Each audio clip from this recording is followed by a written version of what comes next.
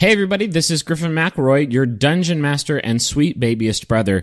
Like video tutorials for you, getting guest players, and getting like I think this is like a cool idea, like getting like Twitter submissions for things to actually put in the adventure, which I think would actually be super sweet.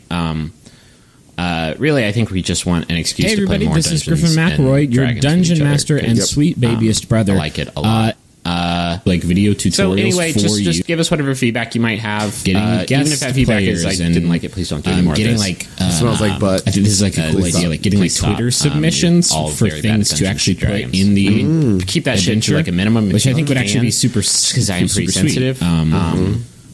Really, I think otherwise, thank you all for listening. Next week, I think we're going to put up the Los Angeles live show, which was phenomenal. I don't want to toot our own horns, but it's like my favorite live show we've ever done. The audio quality is very good, which is going to be a refreshing change of pace for everybody. And then, I don't know, it depends on where Justin's at. And keep that shit to like a minimum, which I think would actually be super. Hopefully, we can get it back in here to record something. But if not, we'll get something up. We will. We're not going to interrupt us.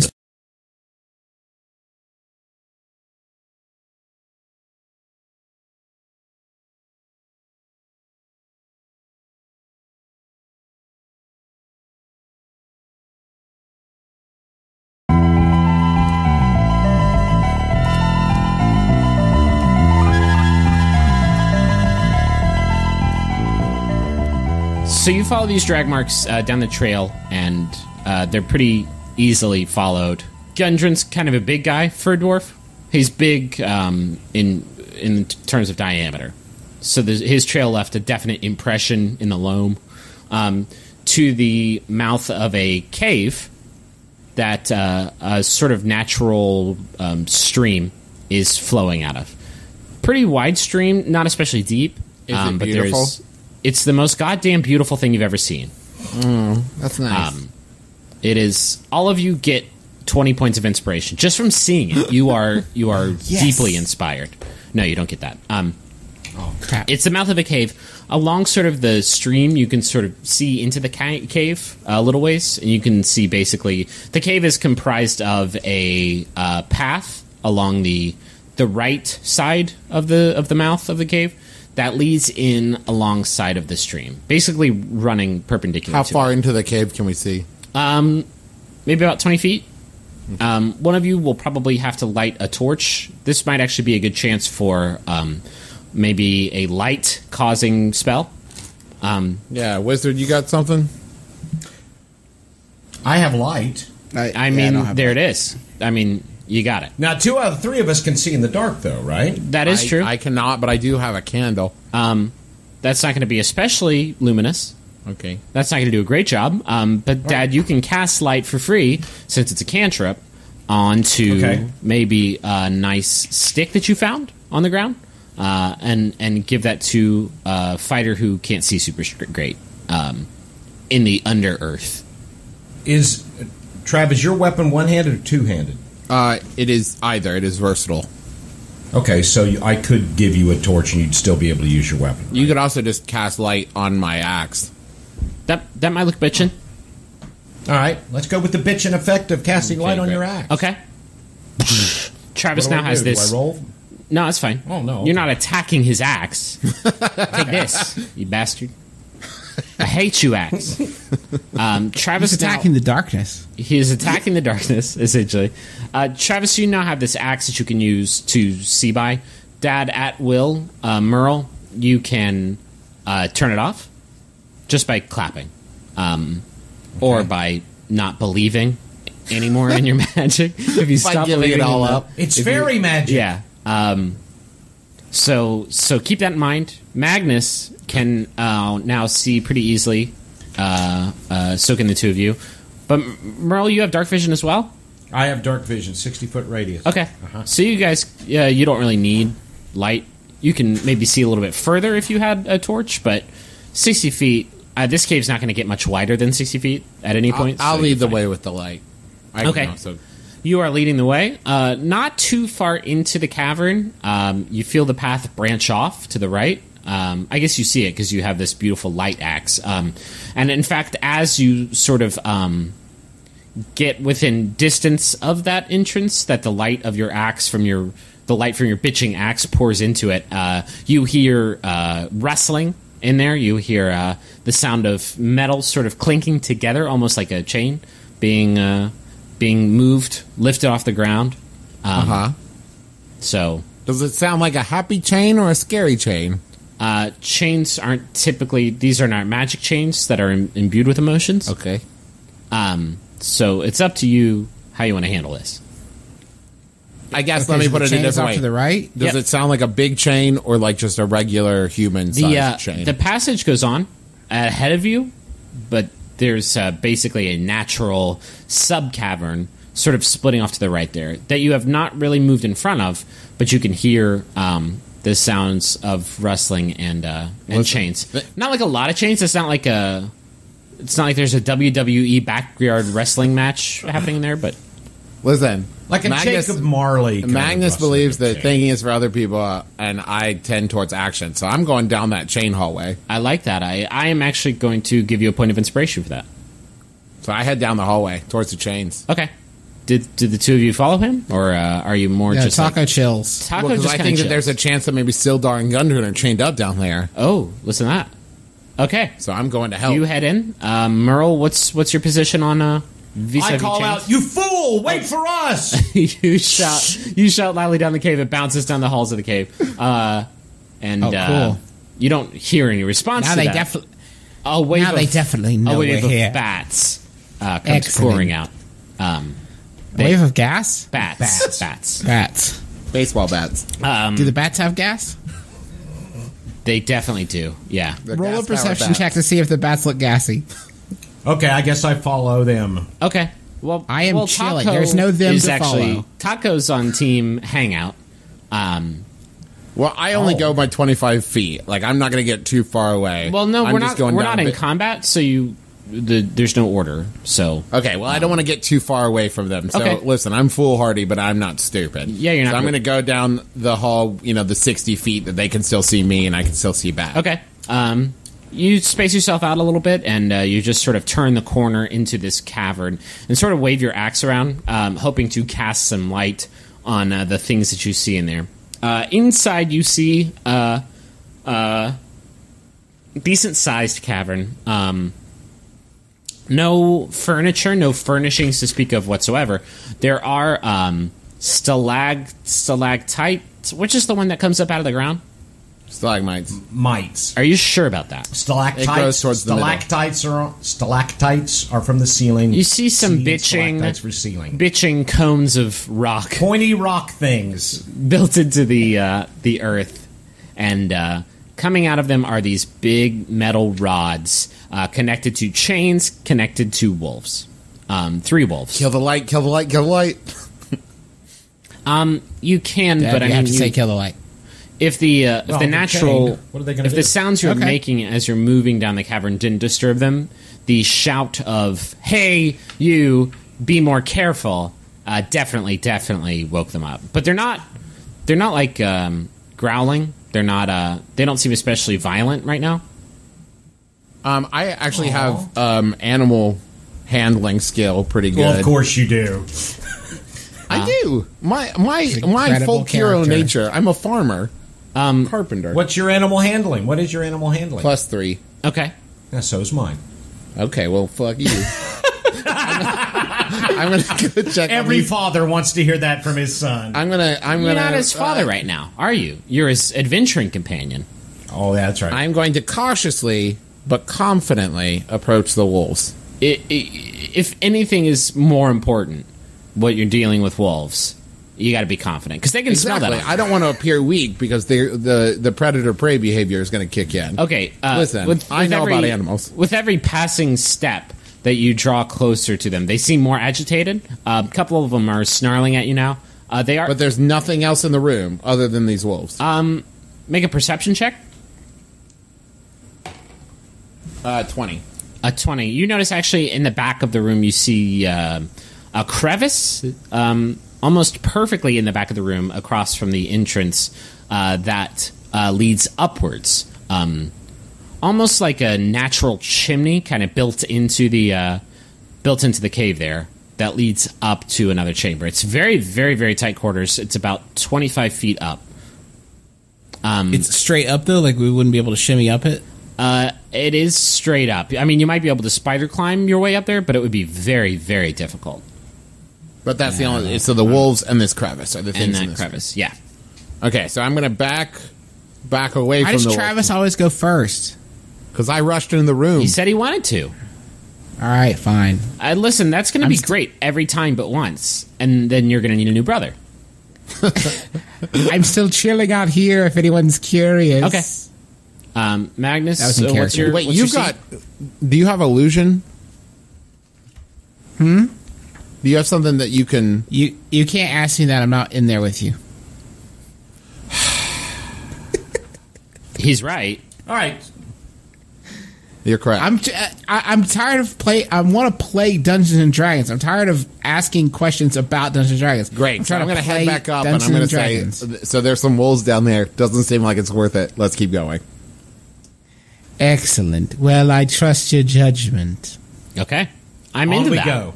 I'm into that. Yeah, sure.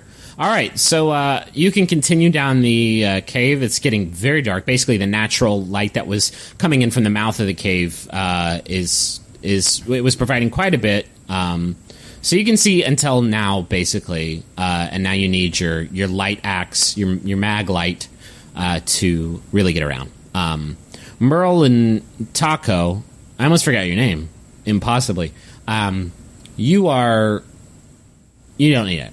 You can see basically just fine down here. So as you are moving down the cave alongside this stream, you notice across the stream to the left is another passageway, but this one is just like covered in rubble. It seems like it's collapsed down a ways. And make also a perception check, looking down the length of the cavern, in the direction you're moving. Yeah, 9 for me. 12. 14. A 14? Okay. Merle, you actually see up ahead the outline of a overhead bridge, an overpass that is suspended in the air. It's connected to 2 entrances on the second story level. It looks like it's connecting 2 passageways higher up in the cave, a second story of this cave. Oh, I bet that shimmying up chimney thing would have really helped us, yeah. Probably put us on that second level. Maybe. You also see the outline of a figure sitting on top of the bridge. I'll call out to him. Hello, friend. You're using common, I'm assuming, to do that? No, Elvish. Oh, Elvish. Just in case there's some underground elves. You hear a questioning grunt, like, huh? And then... I try getting... No, shut the fuck up. I try getting Goblin. You try to get a goblin. You don't know goblin, so you kind of yell. Yes, I do. It's one of my languages. Is it I know really? Common, Elvish, Draconic, Dwarvish, and Goblin. Okay, what do you yell? Hello, friend. Who's there? Hey, a little bit. You don't sound like anybody I know. We're just exploring. We've taken a wrong turn. You certainly have. I would actually heartily recommend you turn around. This is not a great place for tourism. Where we found ourselves. He does not know how to handle that situation. Come a little bit closer. Show yourself to me. Come closer? Come closer to Did you the say? overpass. This is a good time if you've got any illusion magic. I will warn you, we're very dangerous, though we mean you no harm. I would not suggest launching an attack on us. How dangerous are you? How dangerous are we talking? Level Go ask 1. the goblin cut in half how dangerous we are. You cut a goblin in half? Yeah, but he wasn't cool excellent. like Excellently. Well played. I was just trying to establish a rapport. you. Now, to be fair, Merle doesn't speak goblin, and neither do I. Okay. Oh, that's right. You He just doesn't hear like a understand blah, it. blah, blah, blah, blah. Do you have gold? Sorry? And you, Bold. Bold question. sorry, where are we? You're in our hideout. You were making me extremely uncomfortable. I don't know who you are, what you're doing. Dungeon We Master. sometimes take new recruits, but like I seeing you is certainly My part of the name- interview Tell 'em we're process. looking- Dungeon My Master. name is Taco. A friend of ours was taken, and his horses were killed. We're searching for Oh our shit! friend. Yeah, we did that. Hey guys, someone's here. Guys, it's the guys from the horse thing. Use Mage Hand. Use Mage Hand. Push him off. I need the three Wait, of how you. close? How close am I, Griffin? You are. You managed to get about 20 feet in there. But as he yells, he readies his weapons. So go ahead and roll initiative. Push him off the thing with your Mage Hand. Oh my god! How'd you I do? got 17. Dad, you got a Merle got a 4 or I got a 10. Okay. I got it. Merle got a 10. And Taco got a 4. 4. Yikes. Is that with your modifiers? Yes, we're just going to give you the numbers with the modifiers from now on. Yeah, I got 17. Oh Jesus. Okay. That's very good. That's a 2 plus 2 equals 4. Okay. So you have this one goblin on the overpass, and after his word of warning, nobody's really rushed to his aid, either by the two entrances the overpass connects or from the depths of the cave that you're facing. You do hear in the distance down the length of the cave an extremely loud racket. You hear voices saying something. Taco, you can understand, as one of them says, two voices talking. You hear one say, "Really?" And the other says, "You heard him." And then you hear a banging, almost like somebody's hitting something against something else. You can't exactly, unless you see it, you can't really tell what the noise is. But you hear a pretty terrible sound coming from down there. And top of the order is Magnus. So I am gonna hole up in that. They're coming from behind us. They are coming from. Nobody's coming. You can't really determine. The voices you heard are actually coming from them in front of you, behind the overpass. The overpass is in front of you. Behind that is deeper. Okay, great. I'm gonna post up and move to in front of that overpass, the entrance in the overpass. So I'm gonna ready in action. Where are you? Where are you moving? Underneath the bridge? I'm moving to the opening, wherever it is that the voices are coming from. I want to be ready for whoever's coming. Okay, so you sort of position yourself in front of. You move under the underpass to the other side, waiting for whatever's coming down. Yeah, and I'm going to ready an attack action. For what? If The first person to come down that hallway. you're just gonna melee attack him. Yeah. Okay. So And by the way, I've got my shield and my axe. okay. So to explain, you can ready an action as an action. You basically have to say what you're going to do and what's going to trigger it. So maybe you're not in a good position to do something right now, but you will be if somebody moves closer to you. You can ready that action and then use it basically as soon as the trigger pops. So you post up there. Next in the order is Merle. I'm going to cast Shield of Faith Okay. around Magnus. Okay. Can you explain what that does? Shield of Faith. Shimmering field appears and surrounds a creature of your choice within range, granting it a +2 bonus to AC for the duration. Okay. Baller.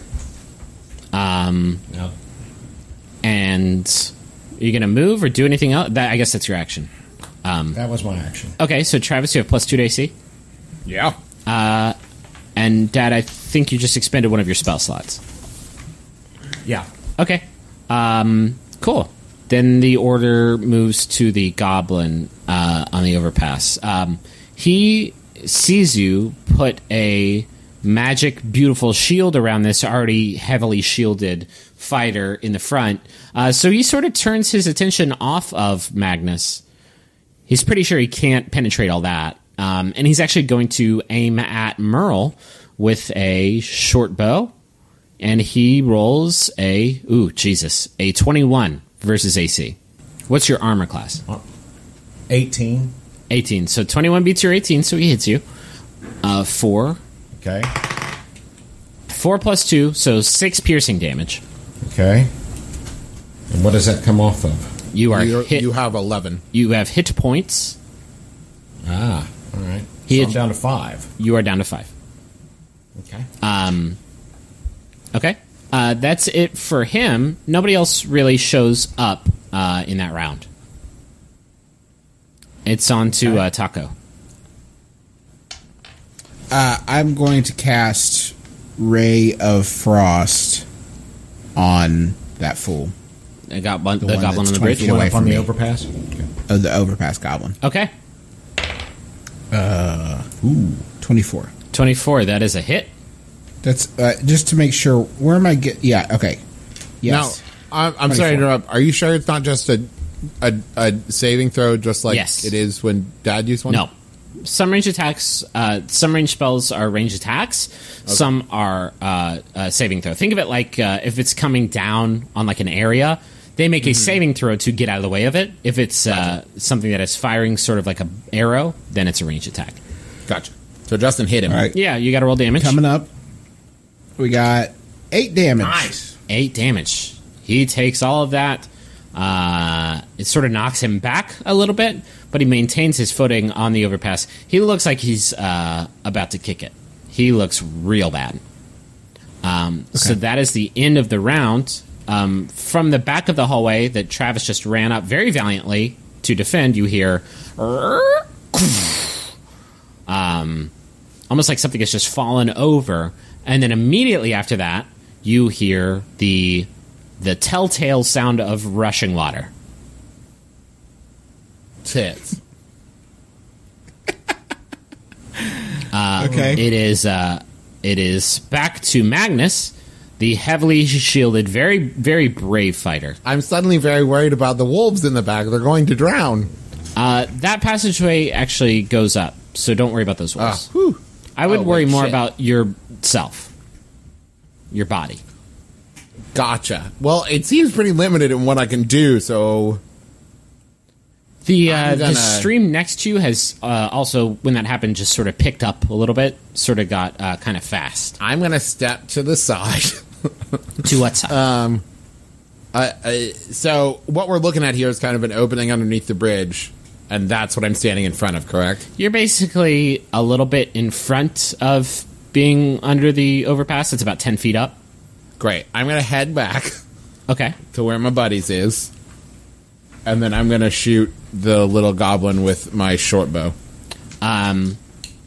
Okay. Okay, unless there's something else I can do. No, you're just going to sort of stand there. Yeah, 23. 23, that is a hit.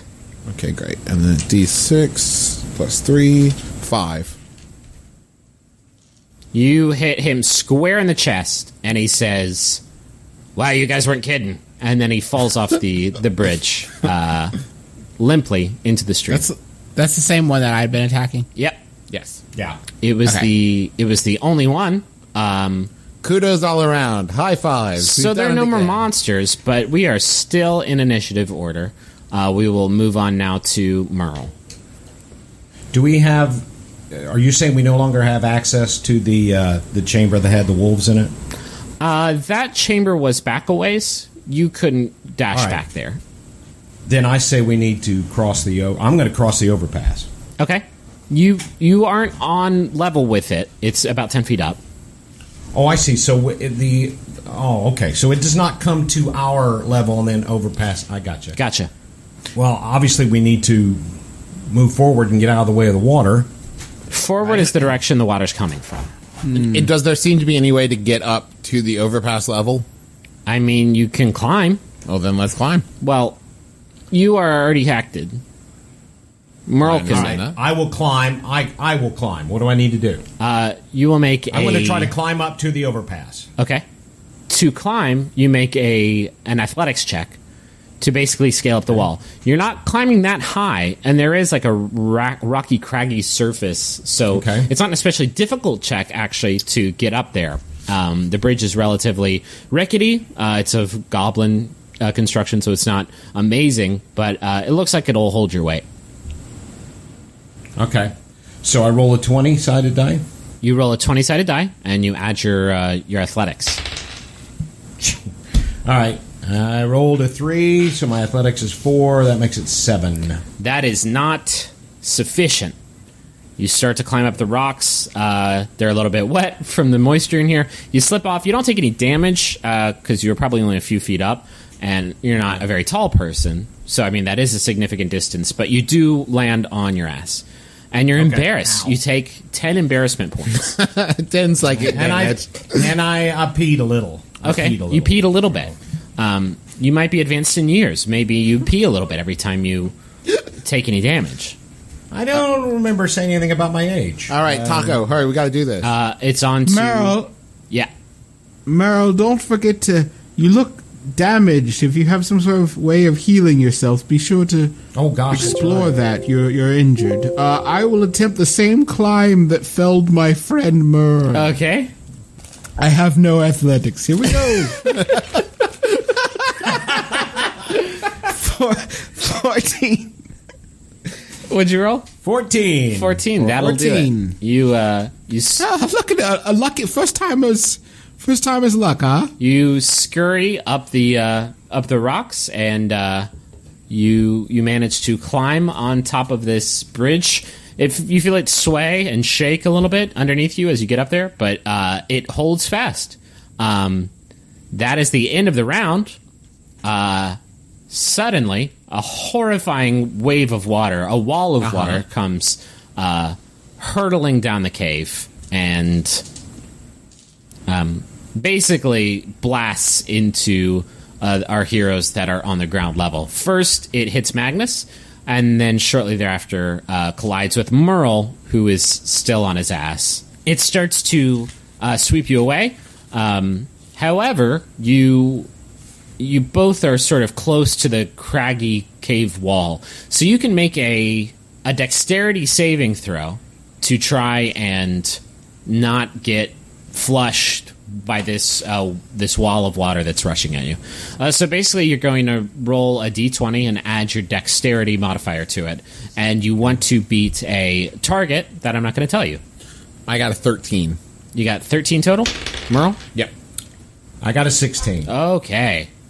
So both of you managed to grab onto the wall just as this wave of water hits you and tries to pull you away unsuccessfully. There was a lot of water, though.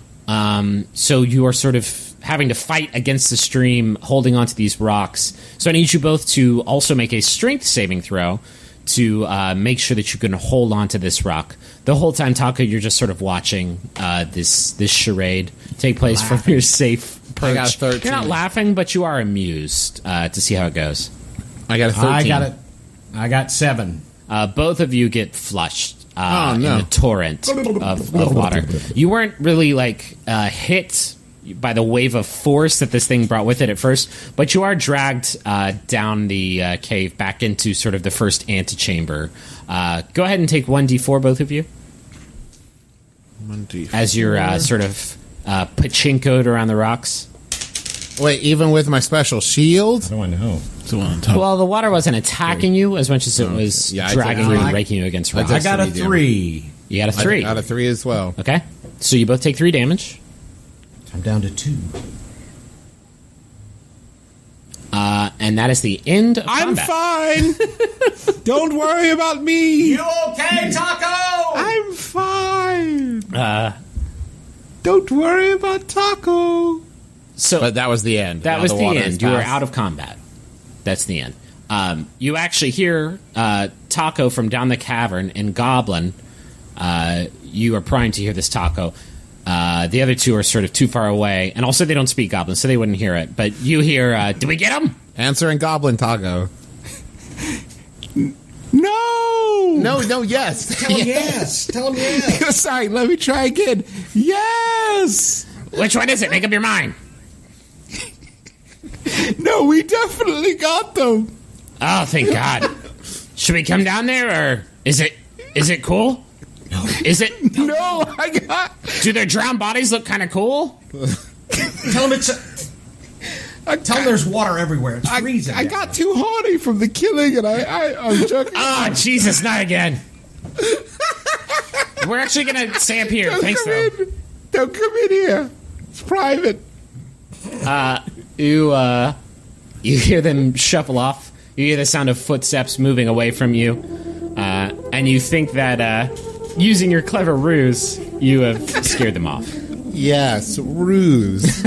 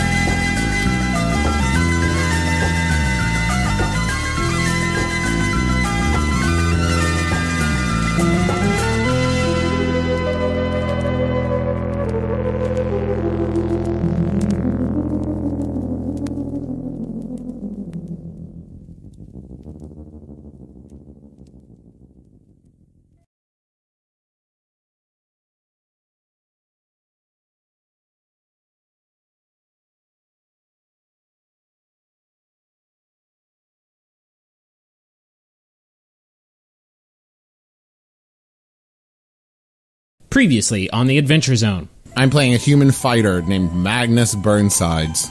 I love that. I'm playing a wizard. Okay. His name is spelled Taako. Are you naming your goddamn wizard Taco? His name is Taco. Daddy, what are you, you're a cleric, right? I'm a dwarf cleric Okay. named Merle Highchurch. Over drinks one night with Gundren Rockseeker, he has to offer you what he calls the last job you'll ever need to take. So he has asked the three of you to escort a supply wagon to the town of Phandalin with a fighter escort named Barry Blue Jeans. They are two dead horses lying in the middle of the road. Seems fine. Doesn't seem strange at all. So you follow these drag marks down the trail to the mouth of a cave. From the back of the hallway that Travis just ran up very valiantly, you hear the telltale sound of rushing water. Tits. Both of you get flushed in a torrent of water. Do we get them? Answering Goblin Taco. I got too horny from the killing, and I'm joking. Ah, Jesus, not again. Don't come in here. It's private. What otherworldly horrors will the McElroys face this week? Let's find out together in the Adventure Zone.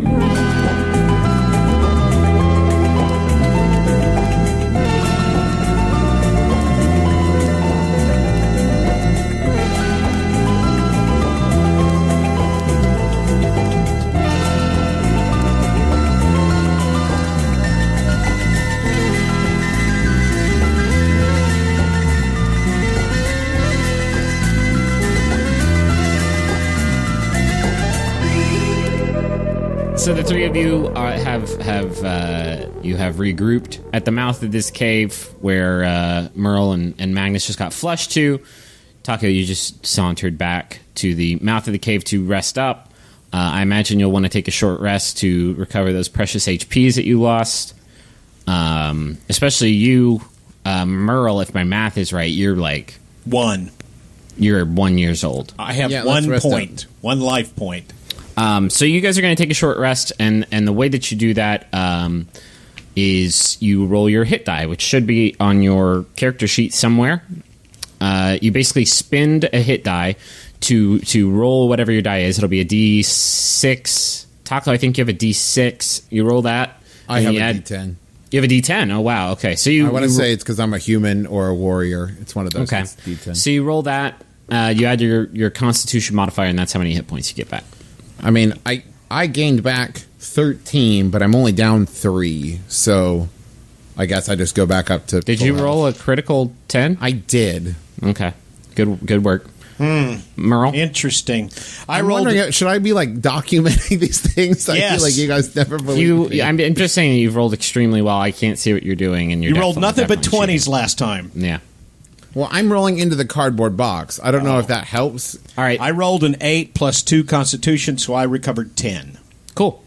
And Taco, I don't think you've taken any damage, have you? I have not taken any damage, so I'm just getting my grounding. Just some R&R.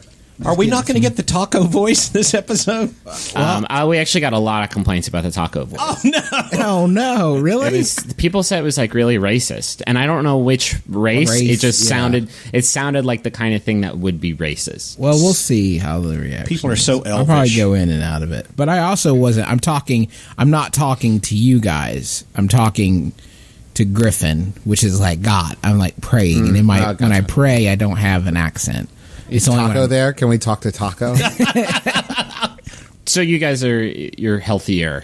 I don't know what I'm not going to keep track of your HP because honestly, I couldn't give a shit. But we'll just assume that you're right as rain. Dad, I have a question. Do we get like experience? Yeah, I'm keeping track of that. Y'all are about halfway to level 2. Sweet. And you're going to get a lot of great stuff, and you're going to love it, and you're going to be better people because of it. Delightful.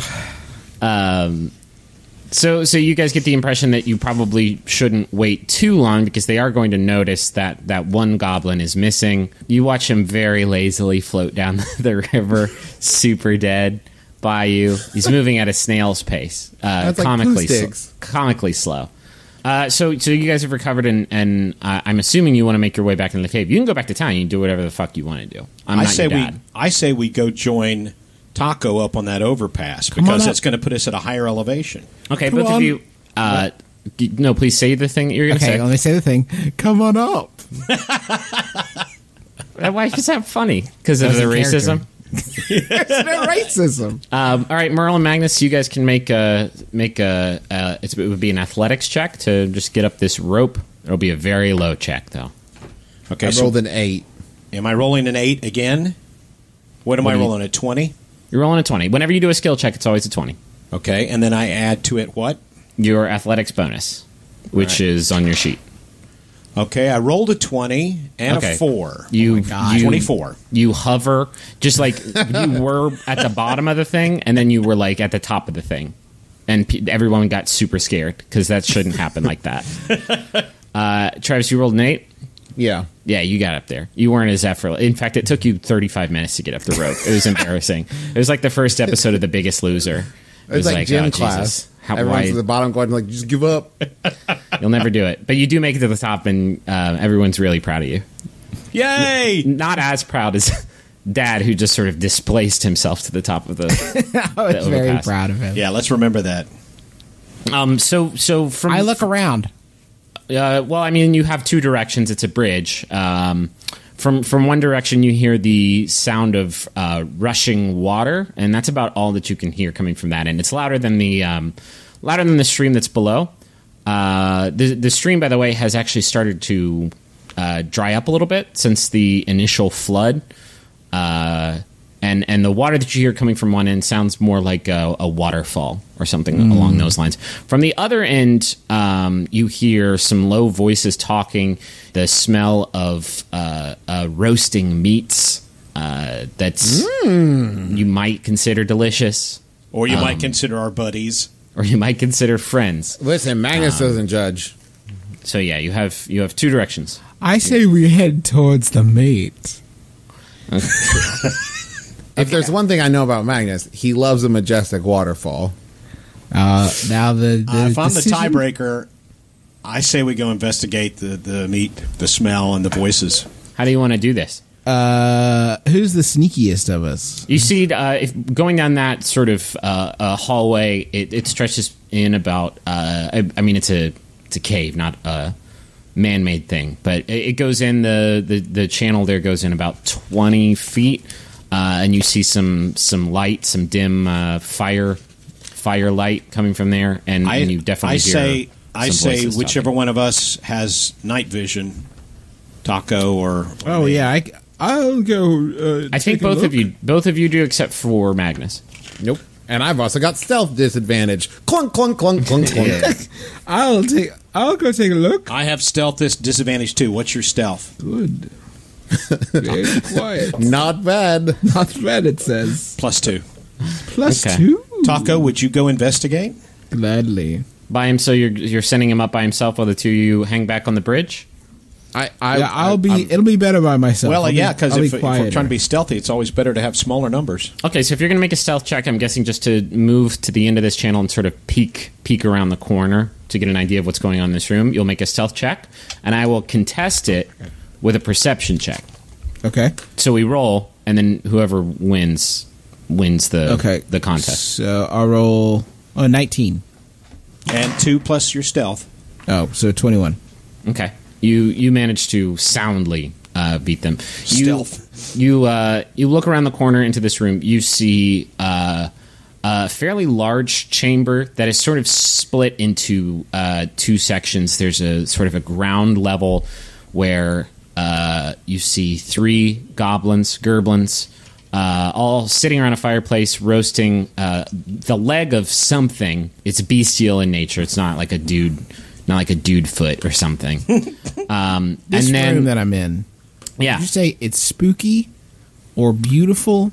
Or beautifully spooky or spookily beautiful? If you were a gerblin, you would actually find it like a pretty chill den to like. So is this like the break room? It's the gerblin break room. There's some like OSHA posters up. Something like, make sure to wash your hands. It's cold and flu season. Oh, right. Danny's been microwaving mutton in here. Gross. All right, what's the second? So then there's a sort of natural stone staircase leading up to an escarpment, a stage, about 10 feet off the ground. It's not an actual stage, but there is a second level, a loft, if you will, in this room. And up there you see another goblin that's just sort of sitting around, rummaging through a crate. And next to him, almost on the edge of this stage, you see an unconscious human man. Okay. And the 3 goblins are talking to each other, dicking around. The goblin that's up on the stage is just sort of ignoring them and rummaging through this crate. Do we have access to that stage? I mean, is there? There's a natural staircase that's leading up onto it. Yeah. I have a question. Is the room? I'm trying to visualize. Is the room such that if we were to interact with the goblins on one of the levels, the other ones would definitely be aware of what we're doing? Oh, sure. Yeah. They are not that far away. Is it lit by anything but the campfire? There's some torches on the wall, fatty torches. You know those torches that are like they have like fat that burns on the top of it. No, I got you. So how many gerblins are 3 on the floor? 3 on the floor. 1 up with the captive. Right. Oh, what's the captive? There's a sleeping human man. Oh. Now, is that on a level above us or below us? What celebrity does he most resemble? Good question. He looks a lot like... Say John Goodman. No. Say John Goodman. Say John Stamos. He looks a lot like Tom Arnold. So John actually, that's the exact middle between John Stamos and John Goodman. That's the median. That's the mean of John Goodman and John Stamos. So yeah, please don't make me describe any more shit in this room. Okay. I just want to know, you said we have access from where we are in that passageway to that stage area, right? The passageway opens up onto the floor level. Then there is a slope that leads up onto the stage. Okay. So I assume, has Taco come back and relayed all this to us? I mean, he would have to Taco. Yeah. Yeah, let Taco be Taco. You guys, so whenever I am explaining a scene like this where one of you has split off, the others, you guys need to understand that you don't possess this knowledge. Gotcha. Right? You can't rush in there and like blindly like throw a shot at a character that you don't know is there, but Taco does. Okay. Gotcha. I'll wave them over. Okay. They are going to. They are also going to need to make stealth checks. Okay. That's fine. All right. Been a lot of faith in us here. 17 on mine. Well, you have have a stealth disadvantage, yeah. so you need to roll again and use the lower result. Okay. God. 11. Okay. 10 was my lower. Okay. You actually, all 3 managed to beat the... I'm using my original check, which was not so great. Okay. So you all 3 managed to beat it. The 3 of you are sort of on this, the precipice of this room. So since we have the drop on these guys right yeah. now, do we still have to roll for initiative? So you do, but in a scenario like this, you can get what's called a surprise round, where when you can actually manage to do what you guys have done, which isn't easy, you get to take a round of combat. Everybody who has surprise gets to take a round of combat before the regular combat order begins. So here's what I would like to do. Okay. I have an idea. And I motion to Taco. I use intricate hand signals to relay that what I want to do is I want to rush in past the goblins on the floor to underneath the edge of this stage thing and see if I can get in position where he could mage hand the human off the edge and let me catch him. I think Mage Hand can only interact with about 10 pounds. And Yes. Tom Arnold, as you guys can probably intuit, More than that. weighs significantly. I don't want to call the dude overweight because it seems like he works really hard to maintain that. And he did look good on Running Wild with Bear Grylls. He looked amazing on Running Wild with Bear Grylls. I have a slight amendment. I think Travis's plan is good, but how about if we attack the guys on the floor, giving him a chance to... My only worry is that if we don't eliminate the guy holding Tom Arnold prisoner, that he might do. I don't know what the situation is there. We got hostage. I don't want him to take a shot at Tom Arnold or have Tom Arnold as a bargaining chip. If I go first, if I attack and distract them, giving Travis a chance to get there in one move... Why don't I just shoot the guy holding Tom Arnold prisoner with magic missile? There you go. That works too. How about I'm just going to shoot him with magic missile now? All in all, I like all three parts of this plan. Taco, magic missile. Merle, guys on ground. I'm going to run up to the precipice. Perfect. Okay. I want the three of you to go ahead and roll initiative then, and we can get into it. All right. Mine is 11. 19. Mine is 0. You rolled a... I rolled a 1 with a -1 initiative. That's like myself right after I graduated college. What we don't know about Merle is he has narcolepsy. Just look back, and he's sleeping. Okay. Is Merle holding a bong? Is that a bong? Merle, put down the burrito. Top of the order is Magnus. What would you like to do? So in this surprise round, I can wait and let the two of them go first and then do my action. So if you do that, you are permanently moving yourself back in the order. Oh, really? It's not just for the first round? Right. There's an established order of play now. If you want to delay your turn, you can do that and pop it back in wherever it is, but then that's just where you are from that point on. Okay, well, I guess since we're on a surprise and I'm not worried about them doing anything, I'm just going to run for the precipice. But we have surprise. Why don't you move yourself back in the order, like he said, Trav, and let the two of us do, launch magic missile and let me attack the guys, and then you'll be able If I can eliminate that magic missile, you may not have to worry about Tom. Okay, fair. Yeah, I'm going to let Taco go first. Okay. So I do a very polite, after you gesture. So who the fuck is going? And please do it. I'm using magic missile. Okay. So you sweep around the corner and levy a shot. Magic missile, you don't actually need to attack with that, right? You're just burning a spell slot to use it? I create 3 glowing darts. Each dart hits a creature of your choice within range that you can see. A dart deals 1d4 plus 1 force damage to his target. Okay. They all strike simultaneously, and I can direct them to hit one creature or several. I'm going to have all 3 of them hit the full holding Tom Arnold prisoner, because I don't fucking cotton to that. Yeah. Okay. You lay off of Okay, Mr. Stupid. Listen, here's the amounts. 4, 2, 2. All right, so 8 damage. Yeah. Okay. He is... Consider him surprised. Yeah. He immediately stops what he's doing, clearly, because you just knocked him back a bit, and he rallies and gets up on his feet and yells something in Goblinish. You speak Goblin, right? Yeah, what's he say? He says, ow!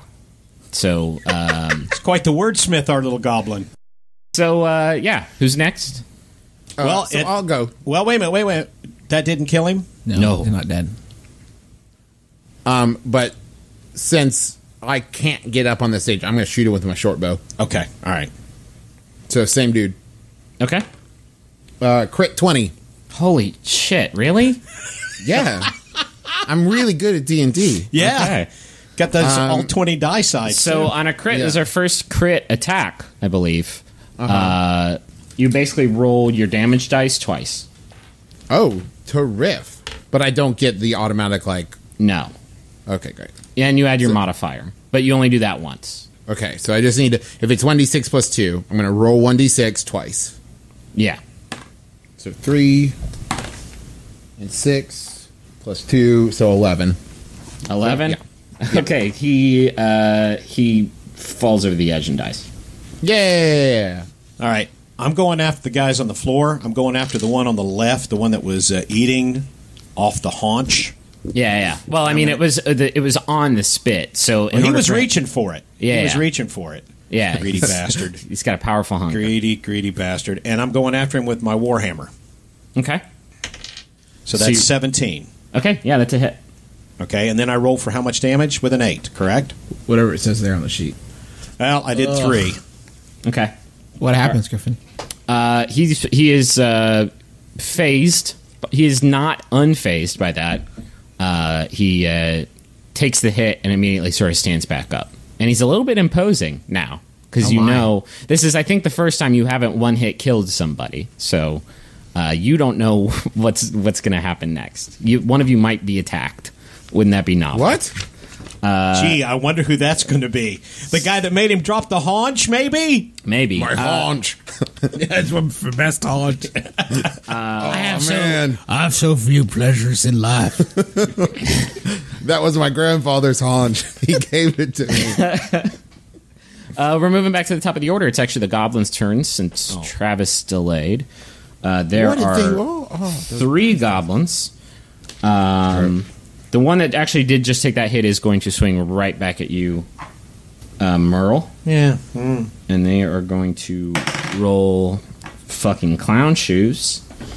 9? Is that going to do it? I have an armor class of 18. So no. That's half of it, so clearly no. Okay, yeah, their attack is buffeted away by your heavy hide. One of them is going to rush at Magnus and try and attack him. That is a 19 plus... That's a 23 to hit. That's going to hit. Ow. And they do 4 plus 2. They do 6 slashing damage. 6 slashing damage, you say? One of the other goblins is going to try and scurry up the wall towards Tom Arnold. No. A 15 plus their... What would that be? I don't think you need to tell us these rolls. I think that kind of ruins the illusion. Okay. He scurries up the wall towards Tom Arnold and grabs him by the scruff of the neck and hangs him over the edge of the stage and says, "Put your weapons down." Damn it. This goblin's But only I know that he said that, right? He's actually speaking in common. So the 3 of you can understand it. Does he look like common? He looks exactly like common. But that's a badass goblin right there. He looks super cool. He says, "The 3 of you strike me as businessmen." Is that a fair assumption? He sounds like Kelsey Grammer, and he looks like common. He's one hell of a goblin. I love business. I don't think anybody in this room wants to get stabbed any more than we already have. I have a proposition for you. Okay. Hit us. I will let you leave this cave with your berry blue jeans, alive and unharmed, if you do me one small favor. What is it? I want you to depose our current employer, whose name is Clark. He says, I want you to help me help you help me. What will it take to get you to murder my boss today? I need you to murder Clark for me.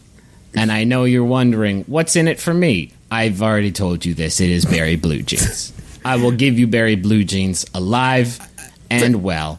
I asked the other 2 people in the group if they have any idea who Berry Blue Jeans is or care. I'm almost certain he was what's his face's buddy. He was. That was the mercenary he hired. Okay. Oh, right. So he's a right. mercenary. Now, excuse me, sir. Goblin, sir. Yes. What? Why? I'm sorry. What is your name? How rude of me. Magnus Burnside's the Hammer. Well, now hold on. I picked up a nickname since last week. In this cave, you picked up a nickname in the cave. No, I just remembered it from a long time ago. Flashback. Fantastic. Yes. What is your name, sir? My name is of no, course, not you. Oh, sorry. I know your name. You can call Goblin, me. sir. You can call me Yemek. Yemek. Yemek the Gerblin. Yemek, why? Yemek Why do you want us to depose Clark? Is it a power grab? Let's call him a new hire. A transfer from The Home Office. the Home Office. Yes. Let's just say that there are certain Gerblins in this institution who are not Clark's biggest fan, and the other two goblins on the floor are like, "Yeah, fuck that guy for real though. For real though." Cool. I have a question. I hate to interrupt. Yes. Is it far away? Oh no, it's in this very cave, in a lofty antechamber. Where were you educated, sir? You are very well spoken. I went to Harvard. That's excellent. Fucking patronizing. Excellent. No, Yes, see right I'm through respectful. On the other side, we could continue this fight, and I will drop Barry Blue Jeans to his death. I frankly, I see this as win-win for everyone. I agree wholeheartedly. Especially Barry. Especially Barry. It seems like you get what you want, and we'll get what we want. You can see Barry Blue Jeans now that he's sort of holding him over the edge. You can see him illuminated by the fire a little bit, and he is just alive? He is breathing, but he's beat to shit. He is he looks real messed up. I just don't see what we get out of this. Well, it's what we were going to do anyways, right? We're going to take out the boss man, and we. It seems like we. I thought we were just delivering something. But we need Barry Blue Jeans to find out what happened to the other You do two. need that's everyone. Everyone needs a Barry Blue Jeans. All right, I say we agree to his terms. But first, before we agree to anything, I am going to need Barry Blue Jeans brought back over the edge. I need some indication that this is not a trap. I'm not going to murder Barry Blue Jeans Pull him back from over the edge, and we can talk about this. And would he be of any use in our, efforts against Clark? Not at this point. Oh, he's not in scrapping shape. Yeah, he's Well, then just leave him on the stage there and come on down and join us, big fella. He rests him on the edge of the stage. He's no longer hanging over it, but he is right there. He could be kicked over fairly easily. What happened to Barry's traveling companion? I wouldn't know anything about that. I'm pretty sure he was alone, riding astride two horses. He's a mountain of a man, as you can tell. Okay. All right. Now, Dungeon Master. Yeah. Do I need to heal Taco, or will we rest and he will naturally heal? I'm not hurt. No, I'm hurt. I'm good. I meant Magnus. No, I'll be fine. It's up to you guys. If Magnus spent his hit dice, he probably doesn't have any more. I don't know. You could spend one of your spell slots to heal him, if you want to do that. What do you say, big fella? You okay? Yeah, I'm good. All right. Screw it. Meemaw. What was his name? Yemek. May we rest by your fire and partake of some of this delicious-looking haunch before we move on to kill Clark. No, I am going to need you to get this show on the road, as we say in Harvard. I brought Haunch Helper. What's in the box? Stuff. Go fucking kill Clark. All right, where do we go? You can find him across the overpass. We had that overpass put in earlier this year in a little bit of cave renovation. It's quite nice, don't you think? All right, fine, let's go. I say we go back over the overpass into the other chamber. Yep. Where we heard the waterfall. Maybe we'll have an angle on him. Sure. That's what we're talking about, right? Selling it. Okay. Goodbye. Have fun. Bring me his head. So when we get back on the overpass, Okay. I'm going to turn to Taco and Merle and say, I don't trust this situation. Yeah, no shit. Okay, cool. I just want to make sure we're all on Great the same job, page. Angela Lansbury. Don't know how you pieced that one together. He seems so nice. Really clambered that one. Is there some way for us to kill both Clark and this dude? Oh, yeah, we're going to. Yeah, well, you're Okay, killing cool. everybody. Totally. I thought Okay, that was great. implied. I Listen, hope Matt, we hit level 2 by killing the other guy. As soon as Meemaw turns his back. Yemek! Yeah, whatever. Did he hear that? We're going to snuff him. It's Yemek! Okay, cool. The voice of God just yelled his name. about murdering me. Listen, Magnus is about action, not planning. Yeah. So Well, thank God you got point me us. I am brute force. I am a blunt weapon. You point me in the direction. Let's go in that other room All and right, go kill the direction of the waterfall. Go.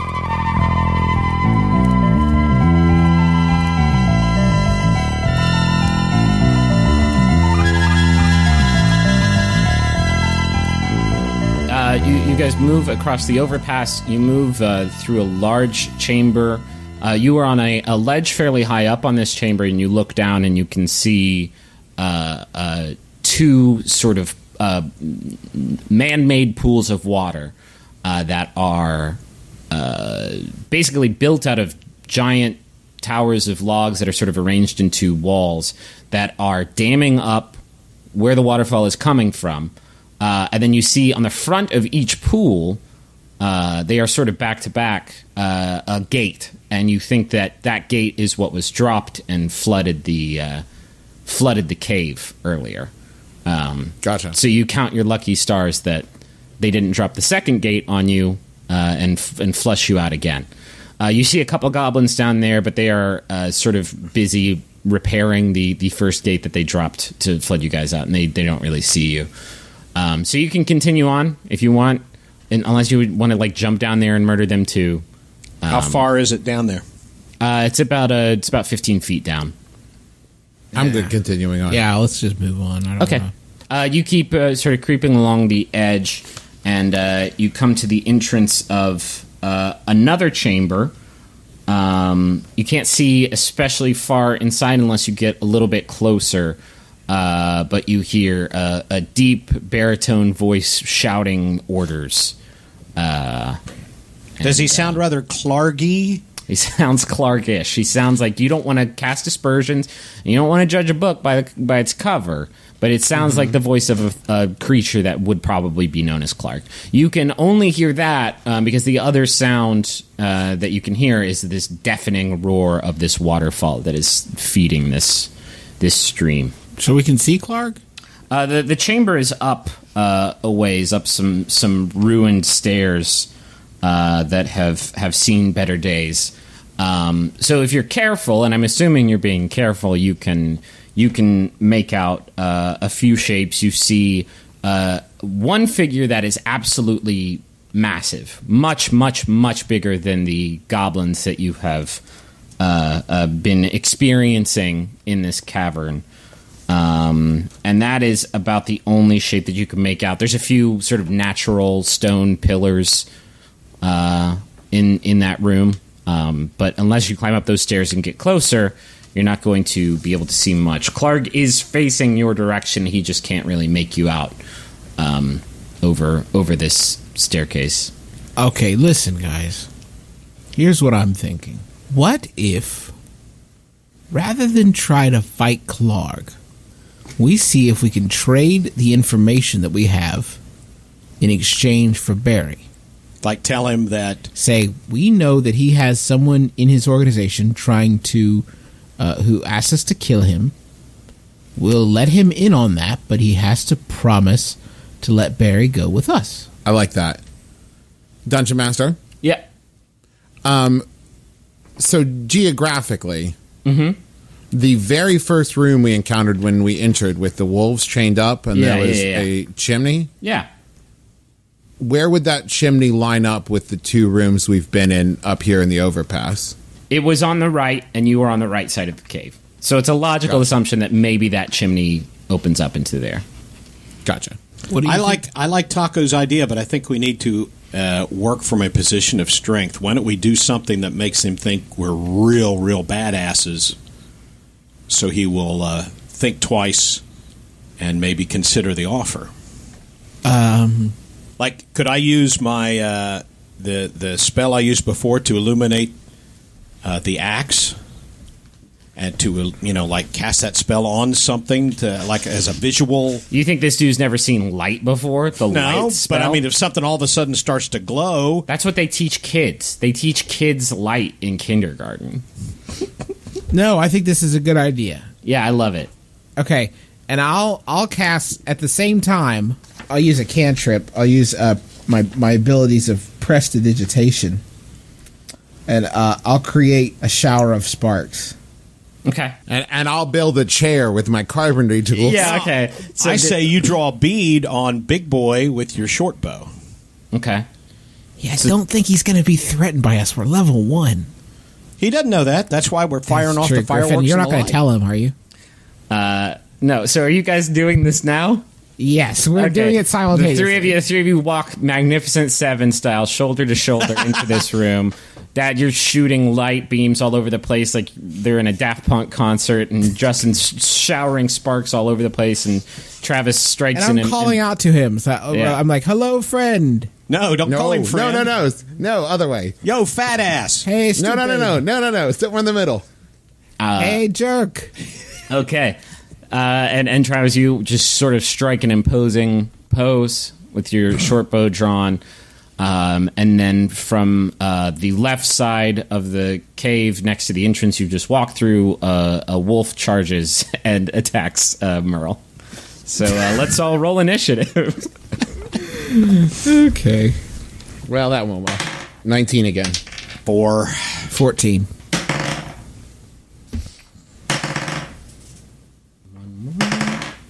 Okay. Sounds like a lot of wolves. Wolf number 16 is going to come. So this wolf gets a surprise round on you. Excelente. Great. He is attacking Merle, and he is going to try and bite at your neck region. He rolls a 7 plus 4. He rolls an 11. I have 18. Not going to do it. You just kind of throw him off, just using your neck muscles. It's amazing. You're like Terry Crews. You just sort of flex, and the wolf goes flying. Okay. So that was the surprise round. Clark is like amazed by your pyrotechnics. Whoa! He says. Clark is amazed by your power. So he is John Goodman. All right, now we got John Goodman. I'm John Goodman. You don't actually... you guys aren't entirely sure what he is. You've never seen anything like him. But he's not a goblin. He's definitely not a goblin. Is he humanoid? He is humanoid. He is furry. He's about 6.5 feet tall. He is muscle bound. He looks pretty badass. Does he look like more muscly than me?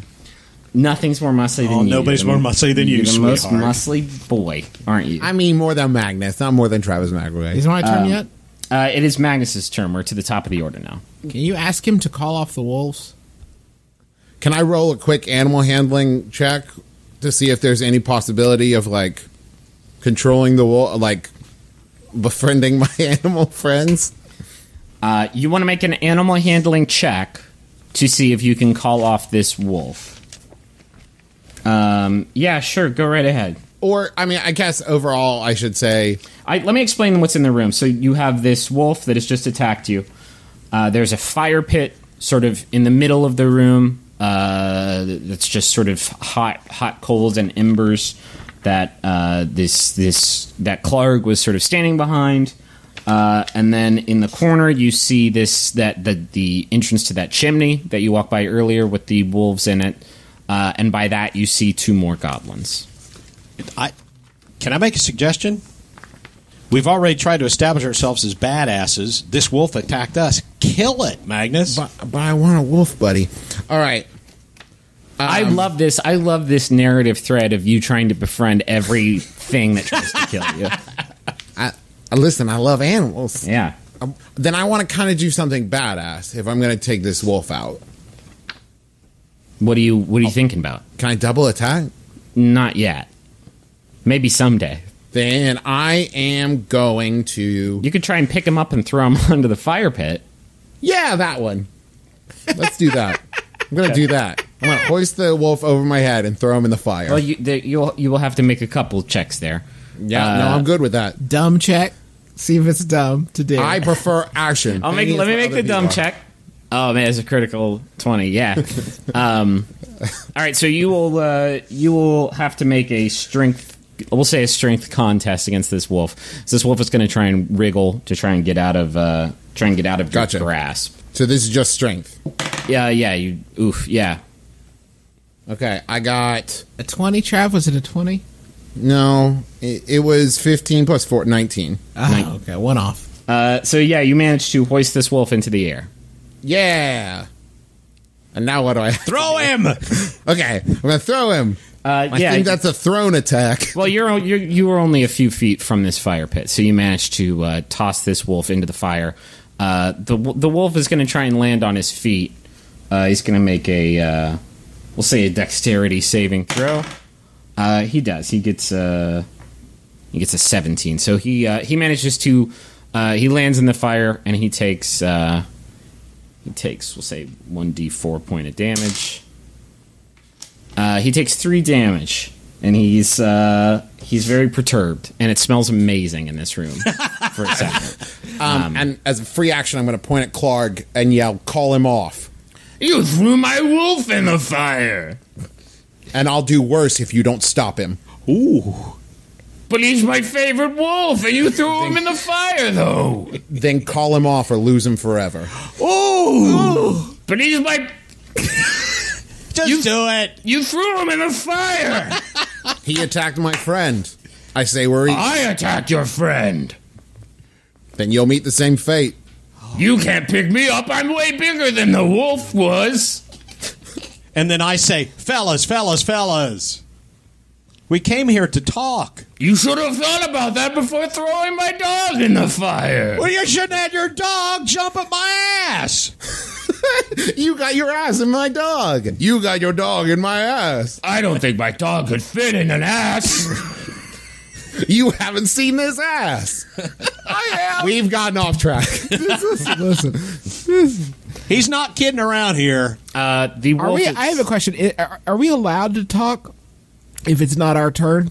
Yeah, sure. It's a free action. Like, we do free actions whenever, huh? Well, I mean, I'm not going to silence you guys. If you want to crack wise, I'm not going to say shush. It's not your turn. Okay. Do you want to say something to Clark? You can chime in here if you want to. Let me try. Please. Oh, good. Yeah. Is that good? Okay, you've convinced me. No, that's not what happens. It's next in the order is the wolf. He's going to scurry out of the fire pit, and he's going to tackle. He's going to make a running attack at. I just want to say, Travis, I wish you'd just tried your animal handling and instead of attacking Magnus. Or just killed it. Yeah, I mean, this wolf was actually supposed to be your pet, but you.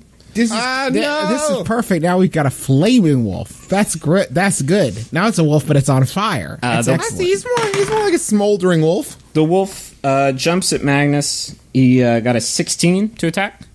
My armor class is 17. Oh, so he is unsuccessful. He's very sad.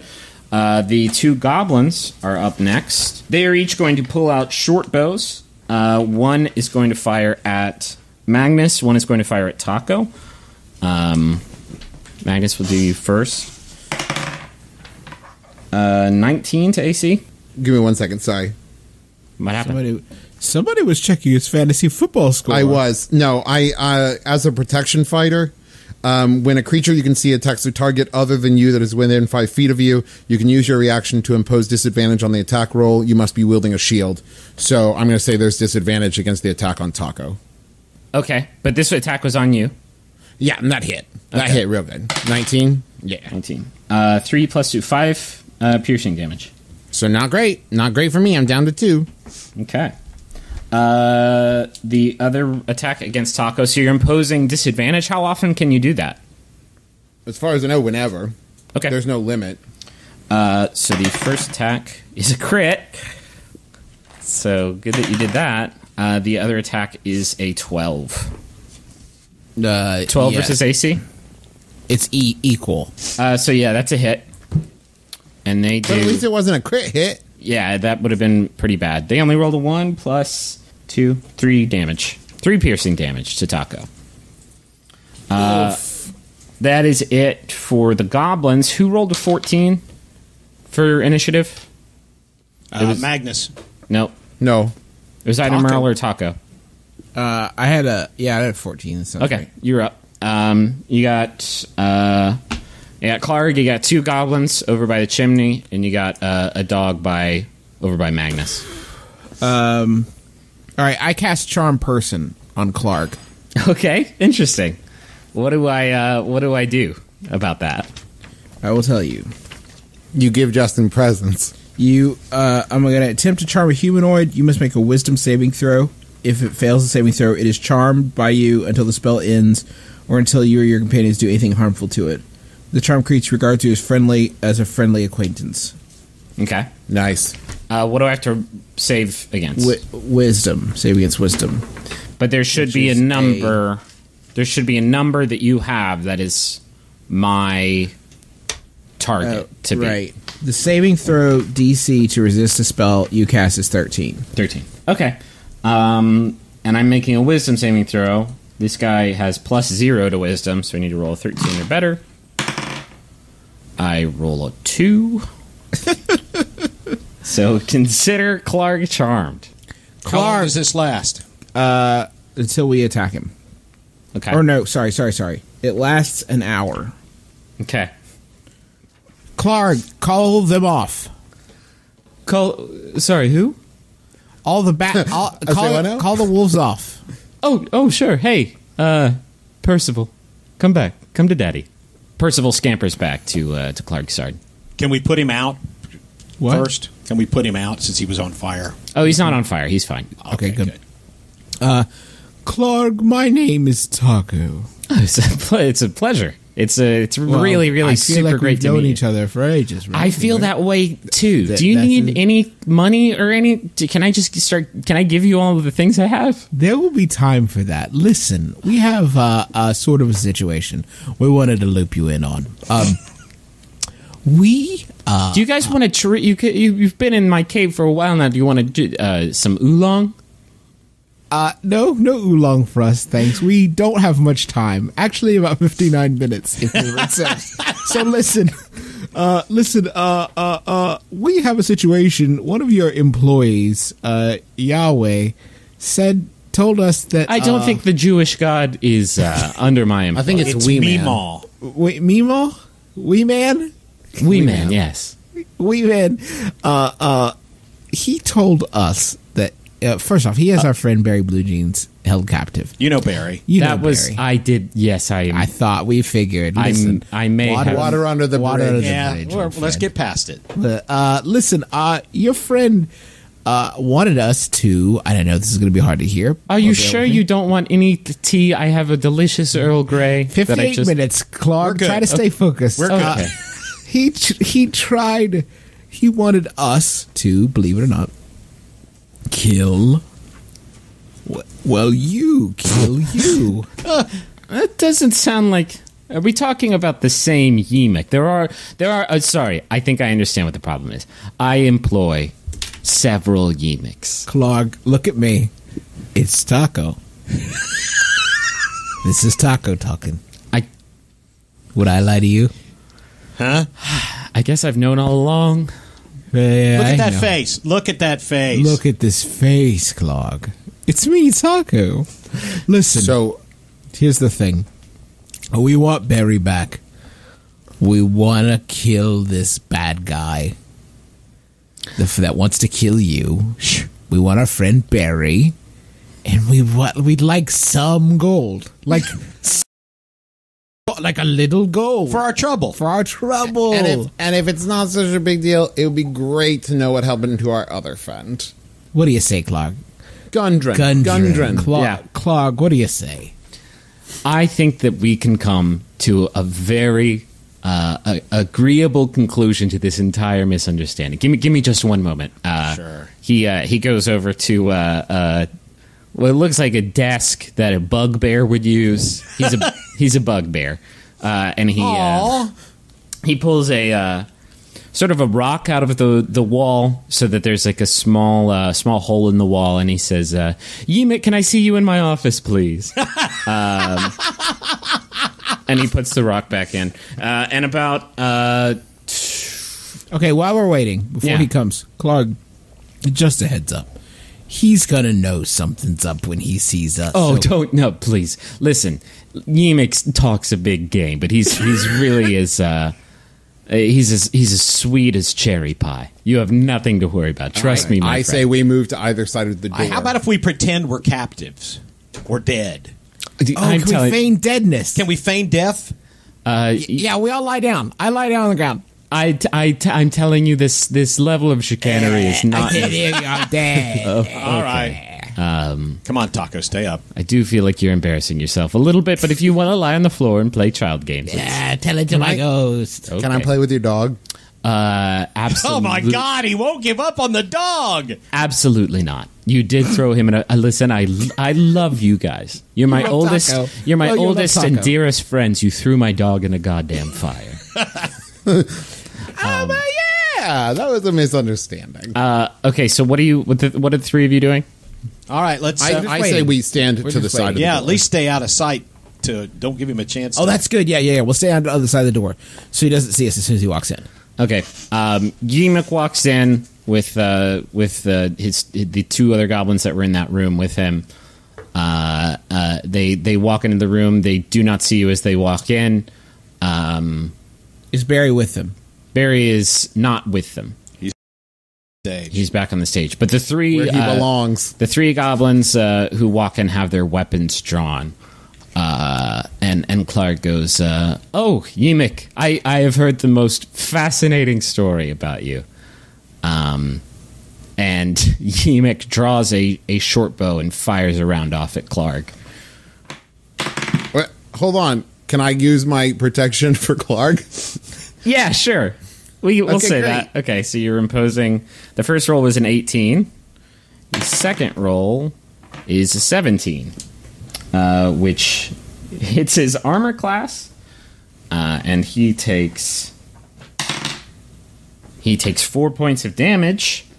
And Clark reels from that shot and says, "Oh, so it's true," and pulls out. I see how it is. And pulls out a giant morning star in one hand and a javelin in the other, and looks like he's getting ready for business. We're gonna hop back into initiative. The two goblins that were in the chamber before walk over behind Yimik and align with this seditionist movement. And I believe the last person to go was Taco. So Clark is actually next in the order. He is going to bear down on Yimik with this big morning star and rolls a 19, which hits for 2d8 plus 2 damage. It's a 7. Real glad we charmed that dude. A 6. 7 plus 6 is 13, plus 2 is 15 piercing damage. He crushes Yimik into the ground. And the other 4 goblins look a little bit worried about that. And next in the order is Merle. Is Magnus still at only 2 life points? 2 hit points? I mean, I've got second wind if I can keep from getting hit. I'm feeling fine. Don't worry about me. Action. I don't want you to die. We're trying to make a podcast here. I'll be fine. Magnus will be fine. Either that or his brother Magnus will show up. Then how would I proceed if I wanted to leave the cave and go back to Barry Blue Jeans and try to heal him? You could do that. You'd be splitting up the party. Don't do that. You got Clark in here. He's still charmed, and you got 4 goblins left. And How much longer in Clark's charm? Each round of combat takes about 6 seconds, so we're fine. You got plenty of time on that clock. I'm sorry, Trav. I'm gonna heal you. I mean, you shouldn't apologize. How dare you turd? But here's the thing: do I need to burn another spell slot? Yeah, your heals are based on your spell slots. So if I use heal here, does that mean I won't be able to cast anything else? Do you only have the 2 spell slots? Yeah. And until you take a long rest, you won't be able to cast anything. All right. Well, I'm going to cast Healing Hands. A 1. A 1. Okay. I add 5 to it. So Travis gets 6. Magnus gets 6 hit points back. Gotcha. Feeling fine. You feel lightly refreshed. You feel like you just applied some Bengay. Gotcha. And then I say triumphantly, "You're welcome." I mean, you didn't sew an arm back on. You healed him for 6 points of damage. I do appreciate it. Okay, next. Next in the order, back to the top of the order, is Magnus. Then I'm going to attack one of the goblins. Okay. Wait, can we tell if Yahweh is dead? He's super dead. Okay, great. And by the way, we shouldn't say the sentence out loud, Yahweh is dead. Just now, for future reference, we should avoid saying that sentence out loud. So I would like to roll an intimidation check. Okay. And tell the 4 goblins that are left, their leader is dead, lay down your weapons. Okay. What is your intimidation skill? My intimidation is +3. 18. We'll say you're contesting their wisdom. That's a crit.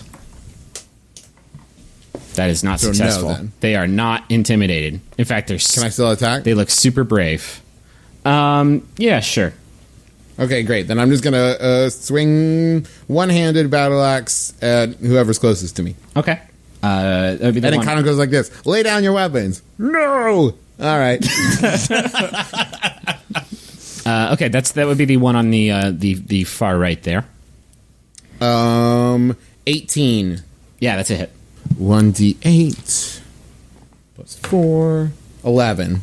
Yeah, he is cleaved. Cleft. He is cleft. Clefted. He's dead. Yes. He fucking died. Okay, I'll buy I'll buy a thesaurus before we play next time. You killed the goblin. Great job. You get 20 experience points. Is this what you want? Do I get 20? No flavor text? Here's some flavor. You killed him and you didn't even think twice about it. You just did it impulsively. You murdered another goblin. You're deeply broken inside. Great job. Next in the order is the wolf.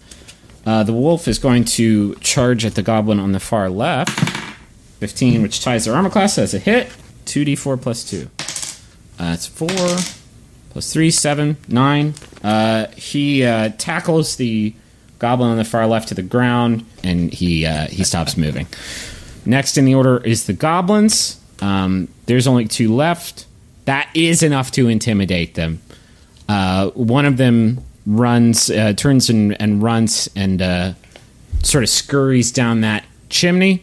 Another one goes over there and tries to get down that chimney, but he gets stuck along the way, hilariously. So that can be it. You got a goblin stuck in a hole. You got Clark there, still charmed. You got a wolf. He is enjoying a delicious meal. And we are out of initiative. Way to go, team! Good work. It was a very unconventional way of tackling that, but I liked it. You said you liked that. Yeah, sure. So, boy, I wish I hadn't needed to murder them. That was... Can I search them? Absolutely. If you want to do that in front of Clark, I think more power to you. Clark, let me talk to him. Clark, buddy. We're going to search them for valuables. Is that cool with you? I suppose so. It's going to... Excellent. Thanks, Clark. I appreciate it. Okay, if you... yeah, just go right ahead. Okay, we do it. Okay. You find in Yimik's pocket a sack full of golden teeth, and you assume that that's going to be worth a pretty penny, maybe about 30 gold pieces or so. Do we need to sell it, or can I just put down 30 gold pieces? You can just put down 30 gold pieces. All right, split 3 ways. So Clark goes, "Oh, I forgot. I promised you guys so much so much money. Let me go. And there was talk of tea. Oh, yeah. Is it? He gets really excited about that. Do you want? I have so much, and I have a lot to share. If it's something you're actually know what? A cup of oolong would be a delight. Oh, fantastic! It would go down real smooth. Scones? Do you have scones? Oh my God, no! Oh my God, I don't. No, it's. I can run out and get you some. No, I'm diabetic. I couldn't eat them anyway. I just feel so terrible. You just looked like a scone guy. Is all. He comes back and brings you out the 3 glasses of the most delicious, most aromatic oolong tea you have ever tasted. It is enough to level all 3 of you up to level 2. Just drinking this incredible tea brings you up to level 2. Great. How much time has passed? He also 59 minutes and 59 seconds. No, you're fine.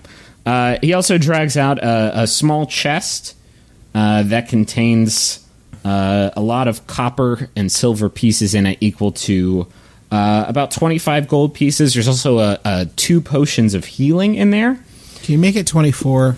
24 gold pieces, Okay, 2 potions of healing. I'm not going to round that up for you. And a jade statuette of a frog with tiny golden orbs for eyes, worth about 40 gold pieces. Nice. So 64 gold pieces and 2 potions of healing. The frog statuette is small enough to fit in a pocket or pouch. I'm getting that one straight from the guidebook. Not making that part up.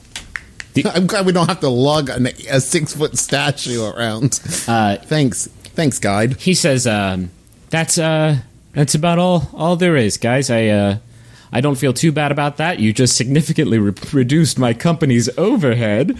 And he laughs. He has a nice, good laugh about that. He does, doesn't he? He has a nice, hearty laugh. Well, just think, old buddy, just those many fewer Christmas bonuses you'll have to fork up. Oh, yeah. Recruitment is a real pain in the old hiney. But, you know, it's... Clark, since yes. we're friends here. Absolute best friends, I would say. I would say that. What happened? Lovers, maybe? Time will tell. What happened to Gundren? We actually gave him away. Gave him away. Come again? I guess I can start from the beginning. We were hired, we were contracted to give, to collect, let's say, to acquire Gundren and deliver him to the Black Spider. So that's what we did, and that's where he is at, I imagine. What's the Black Spider? I don't actually know. I've never met him. But I do know, I guess he loves dwarves.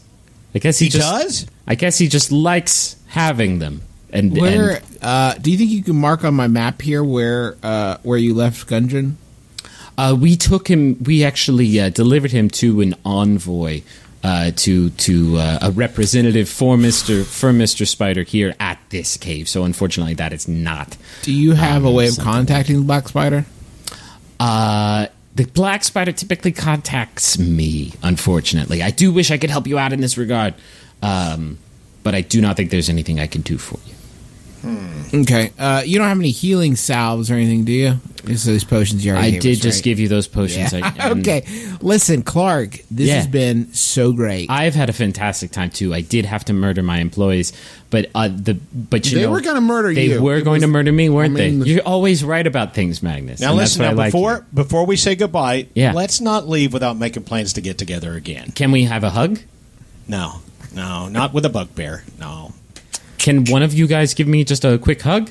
I say Magnus. Magnus. Yeah. Sounds like a job for Oh, Magnus. a really nice hug. He's always Listen, he loves if animals. there's one thing I know about Magnus, Okay. he loves hugs. Roll your hug die. Let's turn this bugbear into a hug bear. And he takes you in his arms and he cradles you. His fur is so much softer than you thought it was going to be. Aw. It's amazing. So you share an embrace. You try to disengage. You begin to hum gently. He's actually holding you a little bit longer than you probably wanted to be held. Awkward. But you know what? Maybe Magnus needs that. He starts moving his hand in small, slow circles on the top of your back. Okay, listen, we've This is got to good. be going. Look This is at the good, time. isn't it? Yeah. Are you the two of you? Are you sure you don't want a piece of this action also? Next time, for sure. Time is running short. You are starting to think on this spell, and maybe it's time to head out. All right, here we go. Do we want to at least think about murdering Clark? No, we're not going to murder Clark. He's our buddy. We need to go get Barry Blue Jeans. We're going to get Barry Blue Jeans. Now, let me have a discussion with you guys. Can we leave the room first? Yeah, sure. Okay. So long, friends. Goodbye, Clark. Goodbye, Clark. Should we God, that was creepy. use one of our healing potions on Barry, and so it's like not dead weight? Yeah. Well, why do that? Why don't I just heal him? You don't have any charges left. Well, that's right. You use your right, 2 spell slots. Okay, well, let's get back in the room first, because we left him alone let's with go those check dudes. on him. I say we carry him out if we. Well, need let's to. get in. All right, let's get in there. Is he okay, Griffin? He is. He's lying where Okay. he was left by Yemek.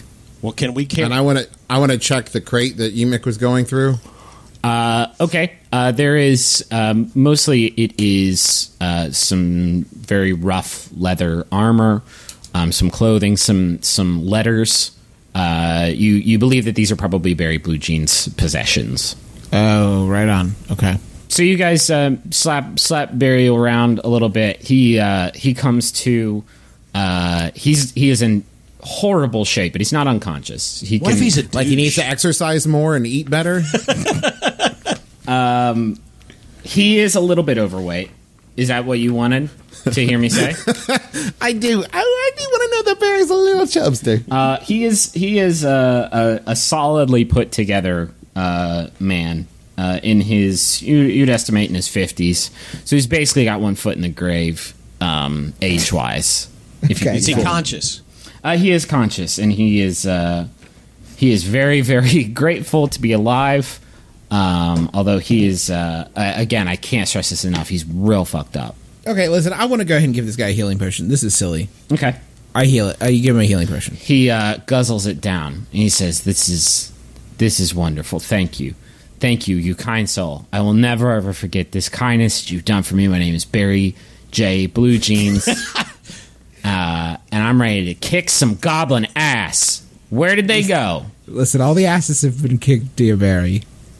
Where you didn't leave me one ass. No, but we do have There's some stuff out in the weeds if you're really interested in it. We have your clothes. I will take those, yes. These are my favorite clothes. My name's Barry J. Blue Jeans. Ironically, they are blue jeans. So Yeah, well, yeah. No shit. Why do you think they call me that? You Yeah, think that's he is a douche. You think That's that's such right. a family name? Barry's a douche. Oh, guys, thank you so much. And again, that healing potion. So great, so smart. Definitely the right move to make. Let's get out of here. Wait, Well, what do you know about Wait. this black spider? hold on. dude? Where are we right now? You are still in the cave. Okay. Are we in the auditorium room with the stage? Yeah. We need to truck it out of the cave because Clark's going to wake up soon and he's going to remember what happened, and I don't want to be here when that happens. Okay. All right. Barry Blue Jeans is amenable to that. He's like, yeah, let's get the hell out of this cave. I'm not a big fan of this cave. My name's Barry Blue Jeans.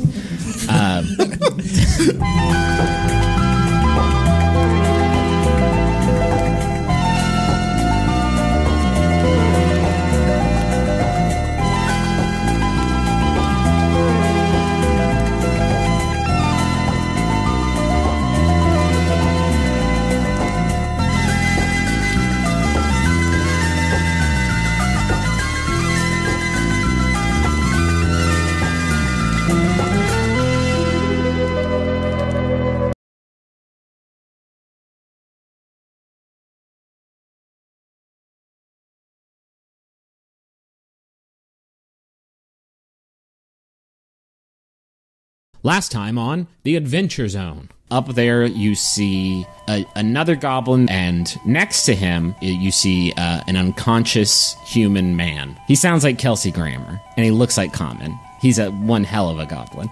I have a proposition for you. I will let you leave this cave with your Barry Blue Jeans, alive and unharmed. I want you to depose our current employer, whose name is Clark. Clark Clark is like he looks pretty badass. All right, I cast Charm Person on Clark. He brings you out most aromatic oolong tea you have ever tasted. It is enough to level all three of you up to level 2. What happened to Gundren? We were contracted to acquire Gundren and deliver him to the Black Spider. Clark's gonna wake up soon, and I don't want to be when that happens. Barry Blue Jeans is amenable to that. He's like, yeah, let's get the hell out of this cave. I'm not a big fan of this cave. My name's Barry Blue Jeans. Once again, the yawning portal opens before you. Abandon all hope, ye who enter the Adventure Zone.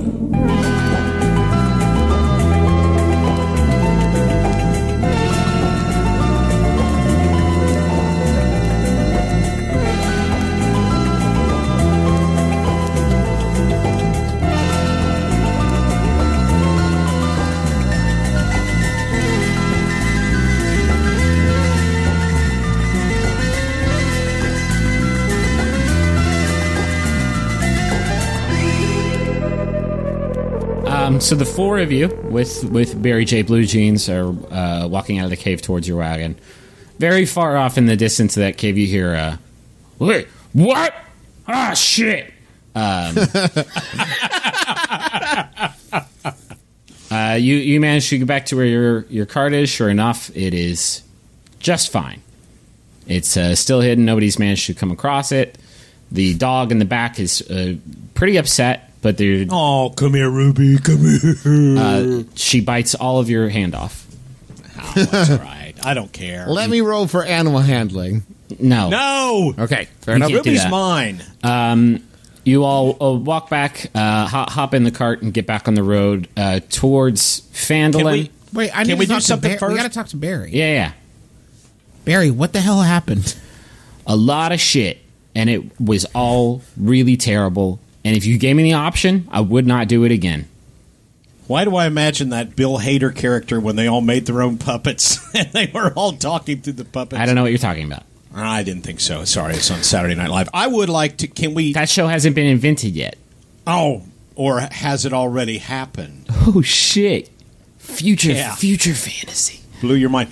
I think we ought to... Before we head out, I think can we, do one of those perception checks or whatever? We're talking to Barry right now. Oh, I thought you were done. I thought he was done. He didn't say anything. That was not all that Barry has to offer. Oh, I'm sorry. How much do you guys know? Let's let's establish a baseline. We know that Gundren was sold or given to someone named the Black Spider through an envoy. Okay. Yeah, you lied to us, in other words. And we found your map. Did you? You didn't find a map. No, I'm lying. Oh, okay. You found the map. Oh, we know all about the map. Found the map. So what was really going on, Barry? Okay. Let's start from the beginning. Gundren and his two brothers, whose names are Tharden and Nundro. Mm-hmm. Good friends of mine. Cousins, right. I forgot. Yeah. I forgot all about that. The three of them have a claim to the lost mine of Phandalin. They managed to find out where it is. So why didn't he tell us that right up front? Because he didn't trust you guys. Why the hell would he trust you? I'm his cousin. Your fourth cousin. Dwarves have 800 cousins. So it's you're basically perfect strangers. And Dayton's a bitch. Yo, tell me about it. Or is it kind of great? Kind of. I don't know who this Black Spider is, but I would love to give him a piece of my mind after I rest for about 2 months. I need to sleep. Listen, I've partied pretty hard before in my life. I'm going to need to sleep this one off. So it sounded to me like we've got no leads on Black Spider or anything like that. We should head to the town. Listen, it's not my first goddamn time at the bodyguard rodeo, is it? Magnus. Barry seems pretty confident that he can track Gundren down. Barry, let me ask you this. Do you need to go back to town? I would love to go back to town. If we can get back there, let me get a few sips of the old hooch. And maybe a short rest. Maybe just give me a 15-minute power nap. Well, listen, guys. Why don't we head back to town? Just gonna kick on. I feel like kick on the white noise. noise. Go back to town. Let's go back to town, and then maybe we can buy some junk. Sure. Yeah, sure. Maybe some whorehound candy. Whatever. Well, why are you beefing now? No, look. Hey, listen. I'll go along with the majority. That's fine. Dad, would you rather stay here where we know nothing and nothing is going on? No. You're right as always. It's fine.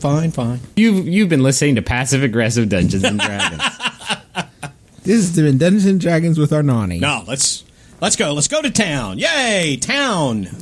Okay, you all get back to town. I don't know if you actually want to buy shit, because I'm not 100% sure how you do that, per se. Phandalin is a very large town compared to, I guess, some of the bullshit villages that you guys have been through. It's a town on the up and up, recovering from the collapse of the mining economy. So there are general stores and armories that have really great names, according to this book. Lion Shield Coster. I guess you could buy like a sword or some shit there. You drop off Barry Blue Jeans to get his rest on. Oh, by the way, I need my box of shit. Cool. You need your box of shit? Yeah. All right. Well, why don't we let him rest first? No, I'm just gonna go ahead and take that with me into the inn. I got to change of clothes in there.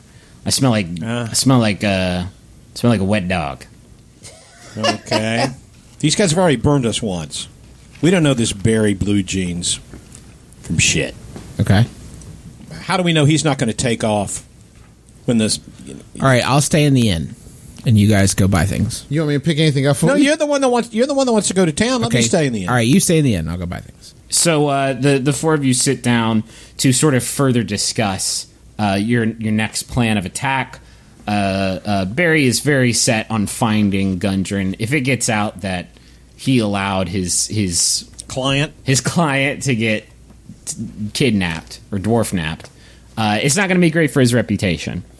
So he's looking around. He says, like I said, that map, that was a fake. The real map, and this is really great. You guys are going to love this. The real map is inside that goddamn dwarf. Yuck. No, it's not like in his. It's not like in his butt already. Well, I guess a little bit. It's his. Is it like Fifth Element style? No, it wasn't love the whole time. Okay. And he's rooting around. He says, and he pulls out a parchment that is completely blank. And he says, "Oh, thank God they didn't get this." And spreads it out and keeps digging around. He says, that dwarf, his blood is actually the map. His blood. Isn't that great? Have you heard anything of that before? Oh, no. Wow. Yeah. What the hell are you talking about? He says, he gave me a vial. He's like digging around the box. He gave me a vial of his blood. He's dumping the box out. He's emptying it upside down. And he's saying, like, well... never mind then. I may not have a way to find him if we can't find this blood. Shit. Well, I'm a cousin. Would my blood work? That is not a bad idea, he says. And he's like, Can I borrow your hand there for a second? I'd be a little more comfortable if you let me decide where the blood was going to come from. I mean, just make sure you get a lot, and make sure it's good blood. When you say a lot... Tell me about your cholesterol. Not good. Well, but not bad. It's in the it's the good cholesterol for dwarves. Okay. What's that, like 1400 in that range? In there. Okay. All right, so I take the very unsanitary looking fork, okay, laying on the table, and I prick my finger and started dripping. Okay. With each, you managed to hit a vein. You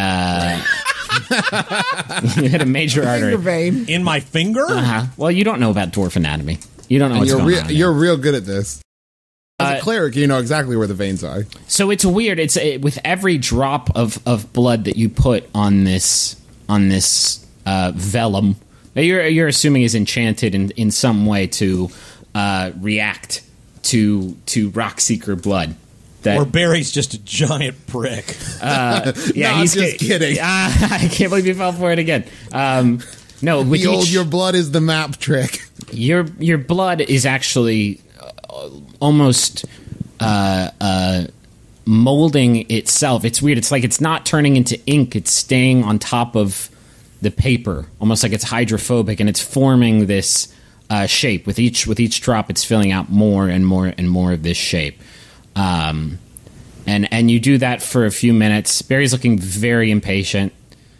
He's like, well, can you cut more? Can we do more holes? I thought you guys were like big, brave heroes, and you're just like, it's like a child getting a booster shot over here. Yeah. Eat me, Barry. Let's just go on. Okay. So you managed to get a lot of blood on this paper, and you recognize it by comparing it to the other map that it is pointing to the Sword Mountains, which are about a day's ride from Phandalin. And there's one point where your blood has sort of formed a circle around the foothills of the Sword Mountains. And Barry goes, I'll be a son of a bitch. Okay, so how do we know that's where Thundrin is? Gundren. Told you, we're very close. If he was taken by the Black Spider, I'm assuming that they were going to take him this cave. This cave, you got to understand, this is the Rockseeker's birthright. This cave. This is an area of tremendous power, and they see it as their birthright. It belongs to them, but they are probably not the only ones looking for it. So if the Black Spider took him, I guarantee you he takes him here. How far are the Sword Mountains from where we're at? A day's ride. A day's ride. Yeah. So we need to get some horses, or oh, you can use my cart if you want. Do you want to come with us, Barry? I really need to rest. Barry, it would look bad if you let your charge. If you didn't rescue them, I mean, what? It would look super bad if I just died. Well, it would be equally bad for business. Let me pitch you this. It's going to be equally bad for my career if I just fucking die. That's a good point. Okay, maybe you could pay us part of your commission if we go safe. Yeah, I think you should cut us in if we're going to rescue this guy. You give us half of whatever you're getting paid to guard him. If you can find this cave, you are not going to have to worry about money ever again. Because we'll die? No. Well, maybe. I'm not a psychic. All right, but you got to give us the map. If you don't... Oh, sure. I mean, it's your blood. Fuck it. Okay. Before we go, is there anything else you can tell us about Black Spider or this cave? I haven't met this Black Spider. The cave's called Wave Echo. I know that's a silly name, but it's just what they call it. I didn't come up with it. I do have one question. Yeah. Is Black Spider like a nickname, or is he a giant black spider? He never heard of him. Why are you asking him? Because Magnus isn't good with spiders. And apparently not good with paying attention. I mean, I've never seen... for other people. Spiders are pretty small, right? So, I don't know how that guy would be able to, kidnap and extort and shit. It's just a little spider. I don't know. They don't pay me to think. All right. Thanks, Barry. Do we need provisions? Do we need to buy provisions for... I'm not going to ever make you guys worry about food and shit. No, we're good. Perfect. That is Let's roll out. Griffin McElroy. What time of day is it right now? Mid-afternoon. Did we rest? Yeah. You guys have taken a long rest. You're back at 0. Let's move out. All right, let's roll out. Let's ride. Okay. Here we come a running. Head out on the highway. So that was a good montage. Following this, are we there now? We're there. Dad and I montage just there. Yeah, no, I missed it. I'll meet you guys there. You guys are totally there. You followed this dwarven blood map. It's a pretty sweet looking map. It's all gothic and shit. It looks like a Slipknot cover album. Wait, a Slipknot album? A Slipknot album cover. This is my album of Slipknot covers. The one by Peter. I call it Loose Bow. So I'm jumping way forward. So I'm gonna have to. You guys are gonna have to bear with me because you're not supposed to be at Waveecker Cave yet. You're supposed to be level 4 or 5 by the time you reach Waveecker Cave. That sounds good. Well, maybe we need to go somewhere else first. No, because I don't want you. Should we go grind, like kill some gnolls or something to level up, or collect some belts to turn in for something? Yeah, you go to Crushbone Castle and you collect belts, and now you're level 20. No, you'll be fine. Don't worry about it. Okay. What did we miss? I mean, there's other stuff in this book, but I don't want to stick to this book for any longer than we absolutely have to. Okay. All right. There's like a castle, and there's like a bunker. You guys have managed to find this region of foothills leading into the Sword Mountains, and following this map, which is for a thing made out of human body fluid or dwarven body fluid, incredibly detailed.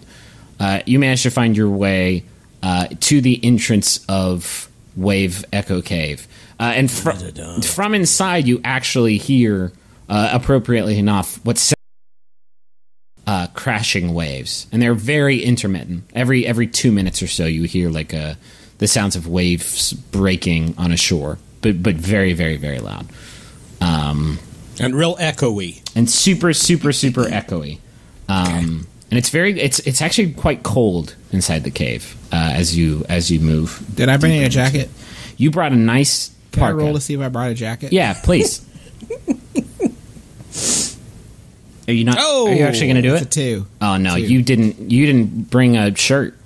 No, he No, gets a members only jacket. A members only jacket. No way for a 2. That's from members only. No way. Yeah, but how much protection is that going to be? No, you're It's jacketless. surprisingly comfy. Thank you very much. You're jacketless, and your nipples are super hard, and they're that like type of hard where like they keep rubbing against the inside of your shirt, and like they're chafing, and you hate it. But like it a little bit. Nope.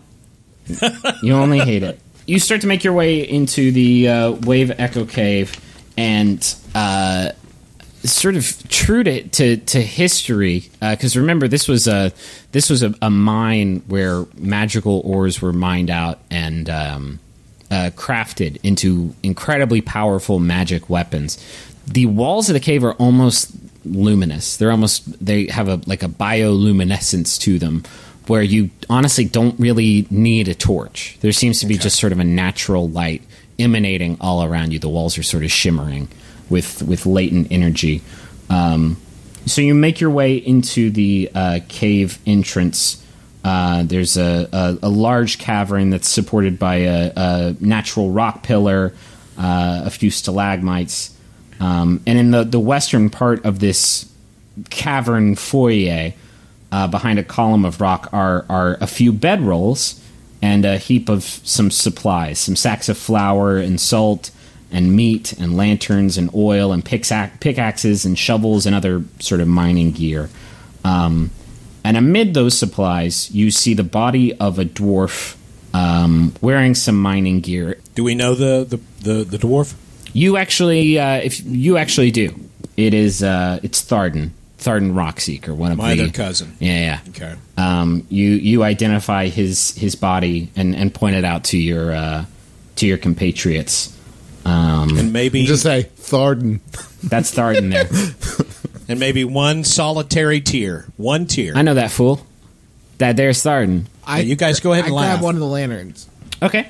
You can grab a lantern if you want. You guys can have your pick. Tharden's certainly not going to need it, right?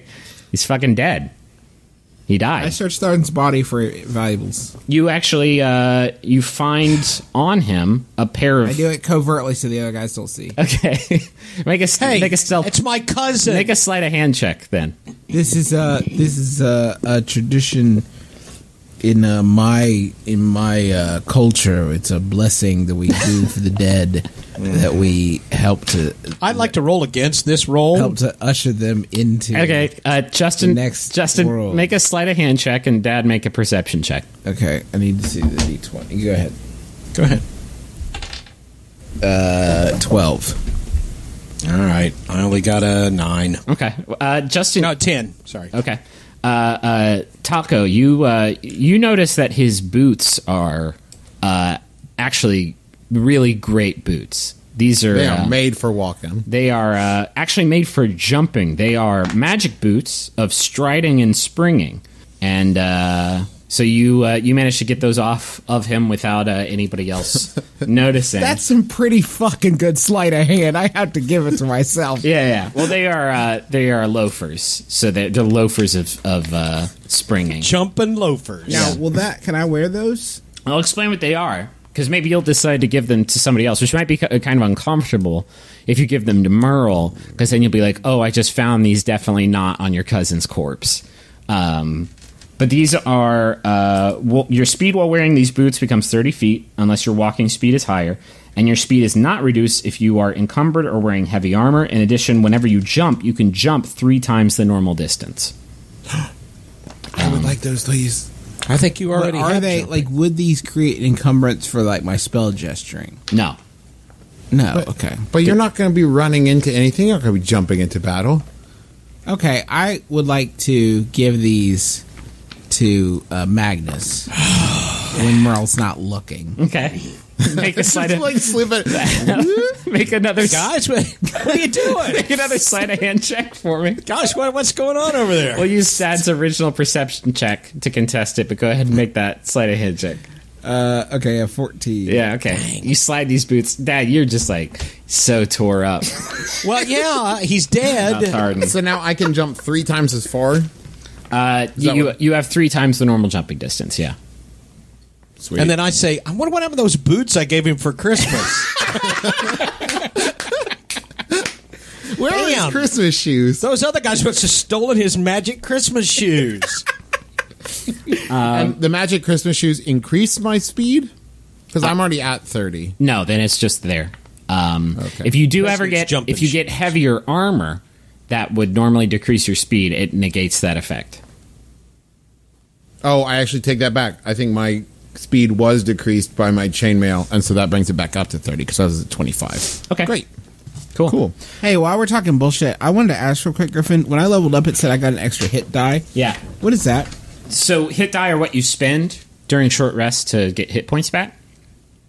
You started out with just 1, and then you roll your hit die. For you, I think it's a D6, and then you add your Constitution modifier.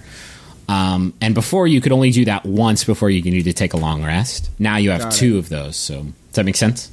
Got it. Yeah. Cool. Okay, so in the back of this chamber, behind this mining campsite where Tharden is totally dead in, you see a pit, an open pit in the back of the cave, and at the bottom of that pit, in the back wall, is a tunnel that is leading further into the cave. How deep is the pit? Do I need to do a perception thing, or no? You can see a pit. Just spit in it. Okay. It's we'll say it's about 20 feet. It's about 20 feet down, and then at the bottom of the pit is a tunnel leading into the cave. Let's go in the pit. Let's pit it. You'll have to make a athletics check if you want to try and climb down, unless you want to use some sort of special tool to get down there. My athletics is great. Let me go first, and I'll catch you. Can I grab one of those pickaxes to help? Sure. Why not? Great. Now you have a pickaxe. I'm using that. I'm going to use that to help climb down. Oh, cool! Almost like a what's the word? Like a piton? Yeah, like a piton. Python. Okay, I'm going to go ahead and jump down. Okay. Oh, cool! I just did that thing. You could do the thing I did. Well, but my athletics is high. If I can get down there first. Okay, yeah. Roll an athletics check for me. Oh god! See, I didn't roll in the box. I got to roll in the box. Your magic always 20 box. Yeah, hold on. Your magic box of cheating. Fair enough. It's 13. 13. That's insufficient. You don't fall, though. You just you get about halfway down, and you get really scared, and you're just sort of holding on to the edge of the wall. So you can try again if you want to try and get down the rest of the way. 9 plus 6, 15. Okay, yeah, you managed to get down. Great. The other 2? Okay, I'm going to climb down. Okay, just using the rock face. I'll spot you. Okay. 16. Okay, yeah, you make it down. Taco, are you going to use your pickaxe? Yeah, I'm using my pickaxe. I'll give you advantage because I think that's a cool idea. Thank you. I got an 18 and 16 with my athletics is no, it's 0. It's more than so enough. 18. Yeah, you all 3 get down and see this entrance moving into the back. It looks almost like it was carved into the cave. There's actually a lot of like rubble lying around, almost like this cavern has been excavated. It's almost a perfect square. So you think that it was probably dug out to get people deeper into the Wave Echo Cave. So you can start to move down this, but you realize as you move along that this path is actually branching off and moving almost like a labyrinth into the cave. You guys run into a few dead ends. You do a little bit of map making, and oh god, you need more blood. No, just normal maps. Oh, not freaky dwarf blood maps.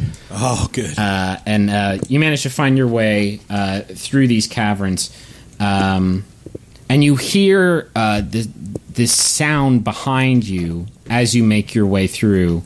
That almost sounds like Cool.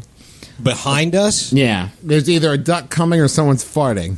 No, it's... sorry, I didn't do it good. Hold on, let me do a little bit of Foley work here. Hey. Oh, it's definitely farting. I think someone's having, like, some Go-Gurt. Oh, God, I almost choked to death. You gotta be careful when D&Ding. It's a very dangerous game. So you're about you're moving through these caverns and you hear that sound almost like it is stalking you from behind. Can I hear the sound again? Because I'm son of a bitch.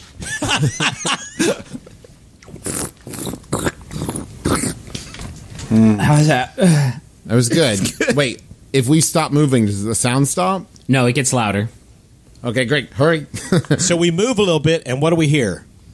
You hear that sound that I'm not going to do a third goddamn time. Oh, come on. One more, please. Splooch, splooch, splooch, splooch, splooch, splooch. We gotta get out of this jack-off cave. Why did we even come to a place called Jack-Off Cave? What were we thinking? I told you guys. So yeah, you guys can try and hoof it through the jack-off cave. How about is it possible we just wait and see what's coming? Pardon my choice of words. Yeah. I say we keep going, and maybe a little bit faster.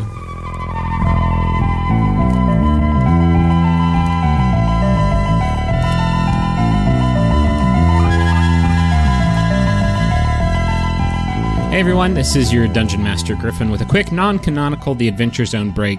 I'm going to use this time in the show to catch you guys up on what's happening with the show, what's new, because it would be weird if Taco was like, by the way, follow us on Facebook. That's my Taco impression. Thank you all so much for your support in the launch of The Adventure Zone. We managed to climb up the iTunes numbers and have gotten a lot of really great reviews that have really helped us out since our launch a couple weeks ago. So we really do appreciate that a whole lot. You guys have been so kind and so supportive. If you haven't done that yet, if you haven't left us an iTunes review, it really is super helpful for making sure that we are promoted on the podcast section of iTunes, which is like so important when a show launches. Or if you can just tweet about the show or tell a friend, we've got the hashtag that we cooked up, TAZcast, TAZcast. Hopefully we'll find something a little bit more holistic than that someday. You can also follow us on Twitter at TheZonecast and keep up with all of the updates as we go. We're going to launch another website on which we can post stuff like fan art and updated character sheets as the guys level up and change for people who are interested in that stuff. If not, that's cool. You can just listen to the show and the goofs. If this is your first Maximum Fun podcast that you're listening to, welcome to the fold. There are a lot of other really great podcasts that you should take a moment to listen to. If you haven't listened to our other podcast, My Brother and Me, that might be in your wheelhouse, but there's a ton of other shows too. Throwing Shade, Jordan Jesse Go, Judge John Hodgman. Seriously, like over a dozen shows, all free, all really great. So make sure that you go give those a listen. We're going to try to include you guys in a few fun ways in the show in the future. So if you tweet about the show with the hashtag TAZcast, we're actually going to name a few NPCs after people who do that. So that might be fun. I also have this idea for like building an in-game shop with merchandise that you guys create. I'm still formulating, still percolating that. if you can't tell, I'm really, really excited about this show, and I have a ton of ideas for the campaign and stuff that we can all do together. We can make you guys part of the adventure. So I'm really excited about that opportunity. Anyway, let's get back to the show. Thanks again for listening and for sharing the show, and enjoy the rest of this Jizz Tunnel adventure.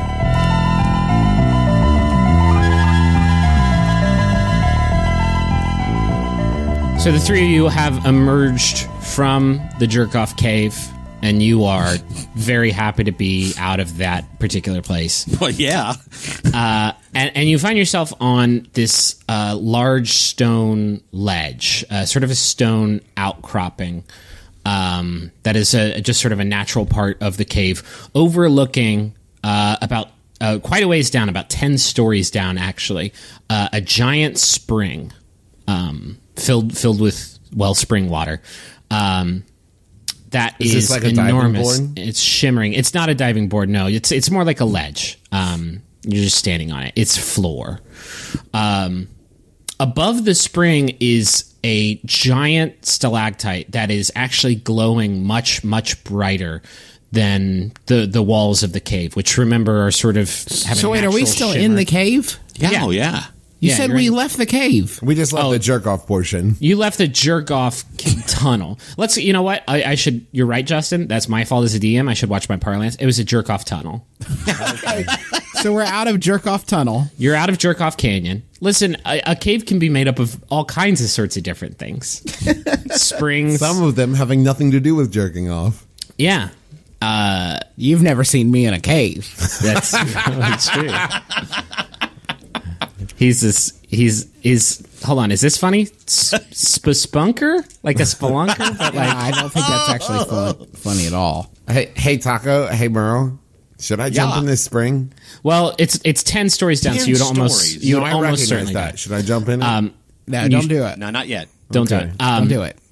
So you actually realize that periodically, every few minutes or so, a single drop of water sort of forms on the stalactite, as stalactite drops of water are wont to do, and falls into this spring.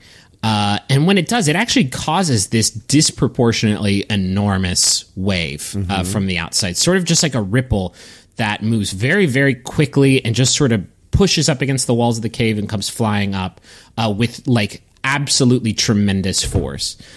Some of that water actually manages to get up onto the outcropping that you're standing on, which you actually now realize is blanketed in this carpet of fungus. But it's not like any fungus you've ever seen before. It's these shimmering, beautiful, multicolored mushrooms that you are sort of standing and looking at from the exit of the jerk-off tunnel.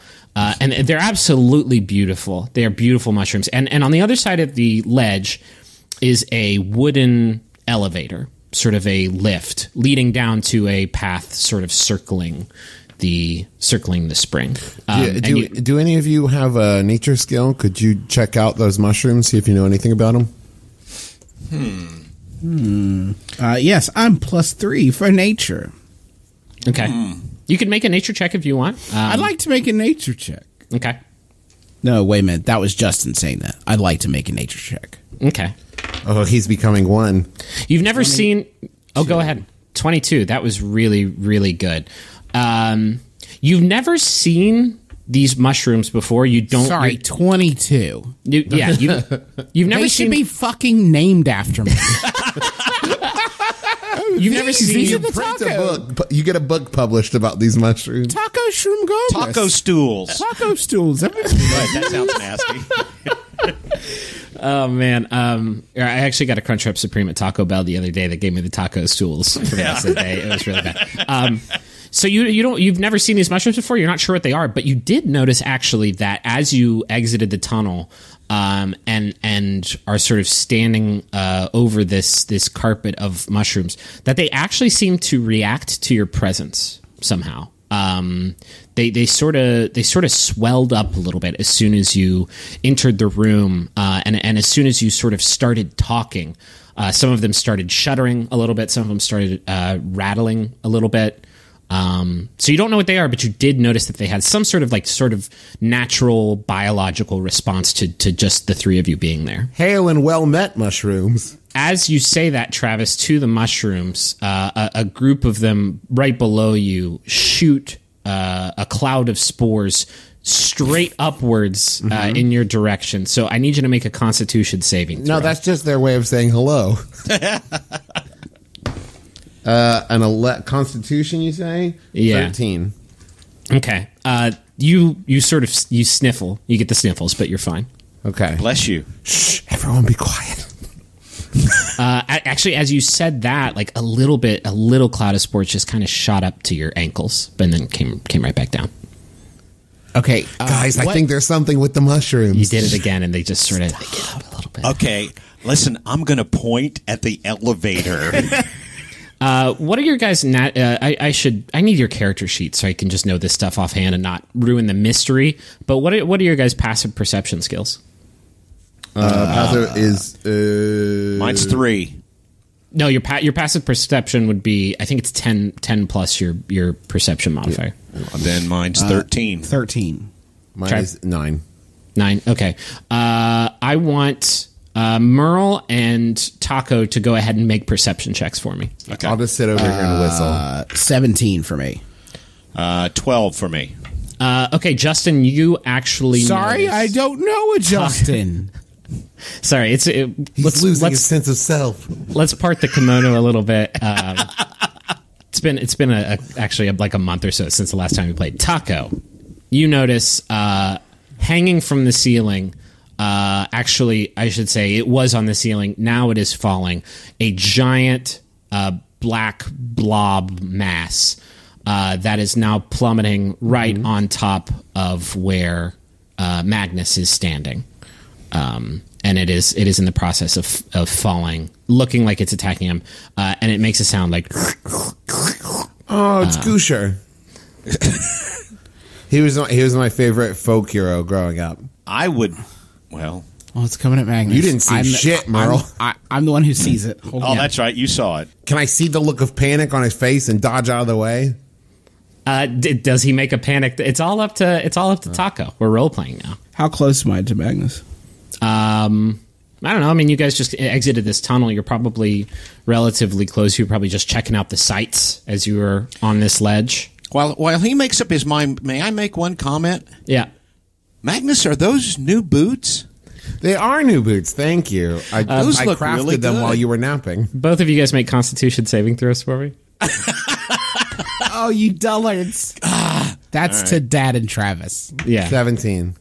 22. Okay, No, you're 21. fine. 21. You're still fine. I'm going to need you to make up your mind, or else I cast Ray of Frost on the blob. You're going to try and hit it while it's falling from the ceiling? It's a cantrip. I'm going to hit it. Ray of Frost to the blob. All right, I like this. And I'm going to say that as soon as he raises his hands and I see a ray of frost coming at me, I'm going to dive down. I don't think. I mean, you're not going to know exactly what's going on. You just see Taco sort of spin on his heels and volley a ray of frost at this falling object. That's why I'm saying I'm going to move. I don't want to get hit by a ray of frost. You don't see this happening. No, nobody does. Except for Taco. Taco. This is gonna be a hard shot. I'm actually gonna give you disadvantage on this attack because this thing is falling at terminal velocities. Okay. So that means you roll twice on the attack and you use the worst. Yeah. Okay, I got an 18. Okay. What do I add to this, Griffin? Add to my roll? Your I think it's +5. It's your spell casting modifier plus your proficiency bonus. So 23. So 23 and 10. 10. Ah, dip. Wait, remind me how Ray of Frost works. Is it just an attack on their AC? It is on a hit, it does 1d8 cold damage, and its speed is reduced by 10 feet until the start of your next turn. Okay. So you managed to get a hit off. Why don't you go ahead and roll damage on it? Nice. We'll count this as a surprise round, I guess. 3. Just 3 damage? Yep. It's not very much damage. So you hit it. Nice. It doesn't freeze it, but it does sort of push it back a little bit, and it lands with a very, very loud splooch directly behind Magnus, who now I assume is aware of its presence. Now, wouldn't the amount of noise it makes alert the mushrooms? It actually didn't. Oh. That's weird that you noticed that. Very perceptive of you, though. Are you sure that you only have a 9 passive perception? Because it seems like you I perceive it, but I don't get it. It seems like you've got your wits about you. How big is the splooge wet spot? That's the worst sentence I've ever heard you say. Hey, it's your terminology.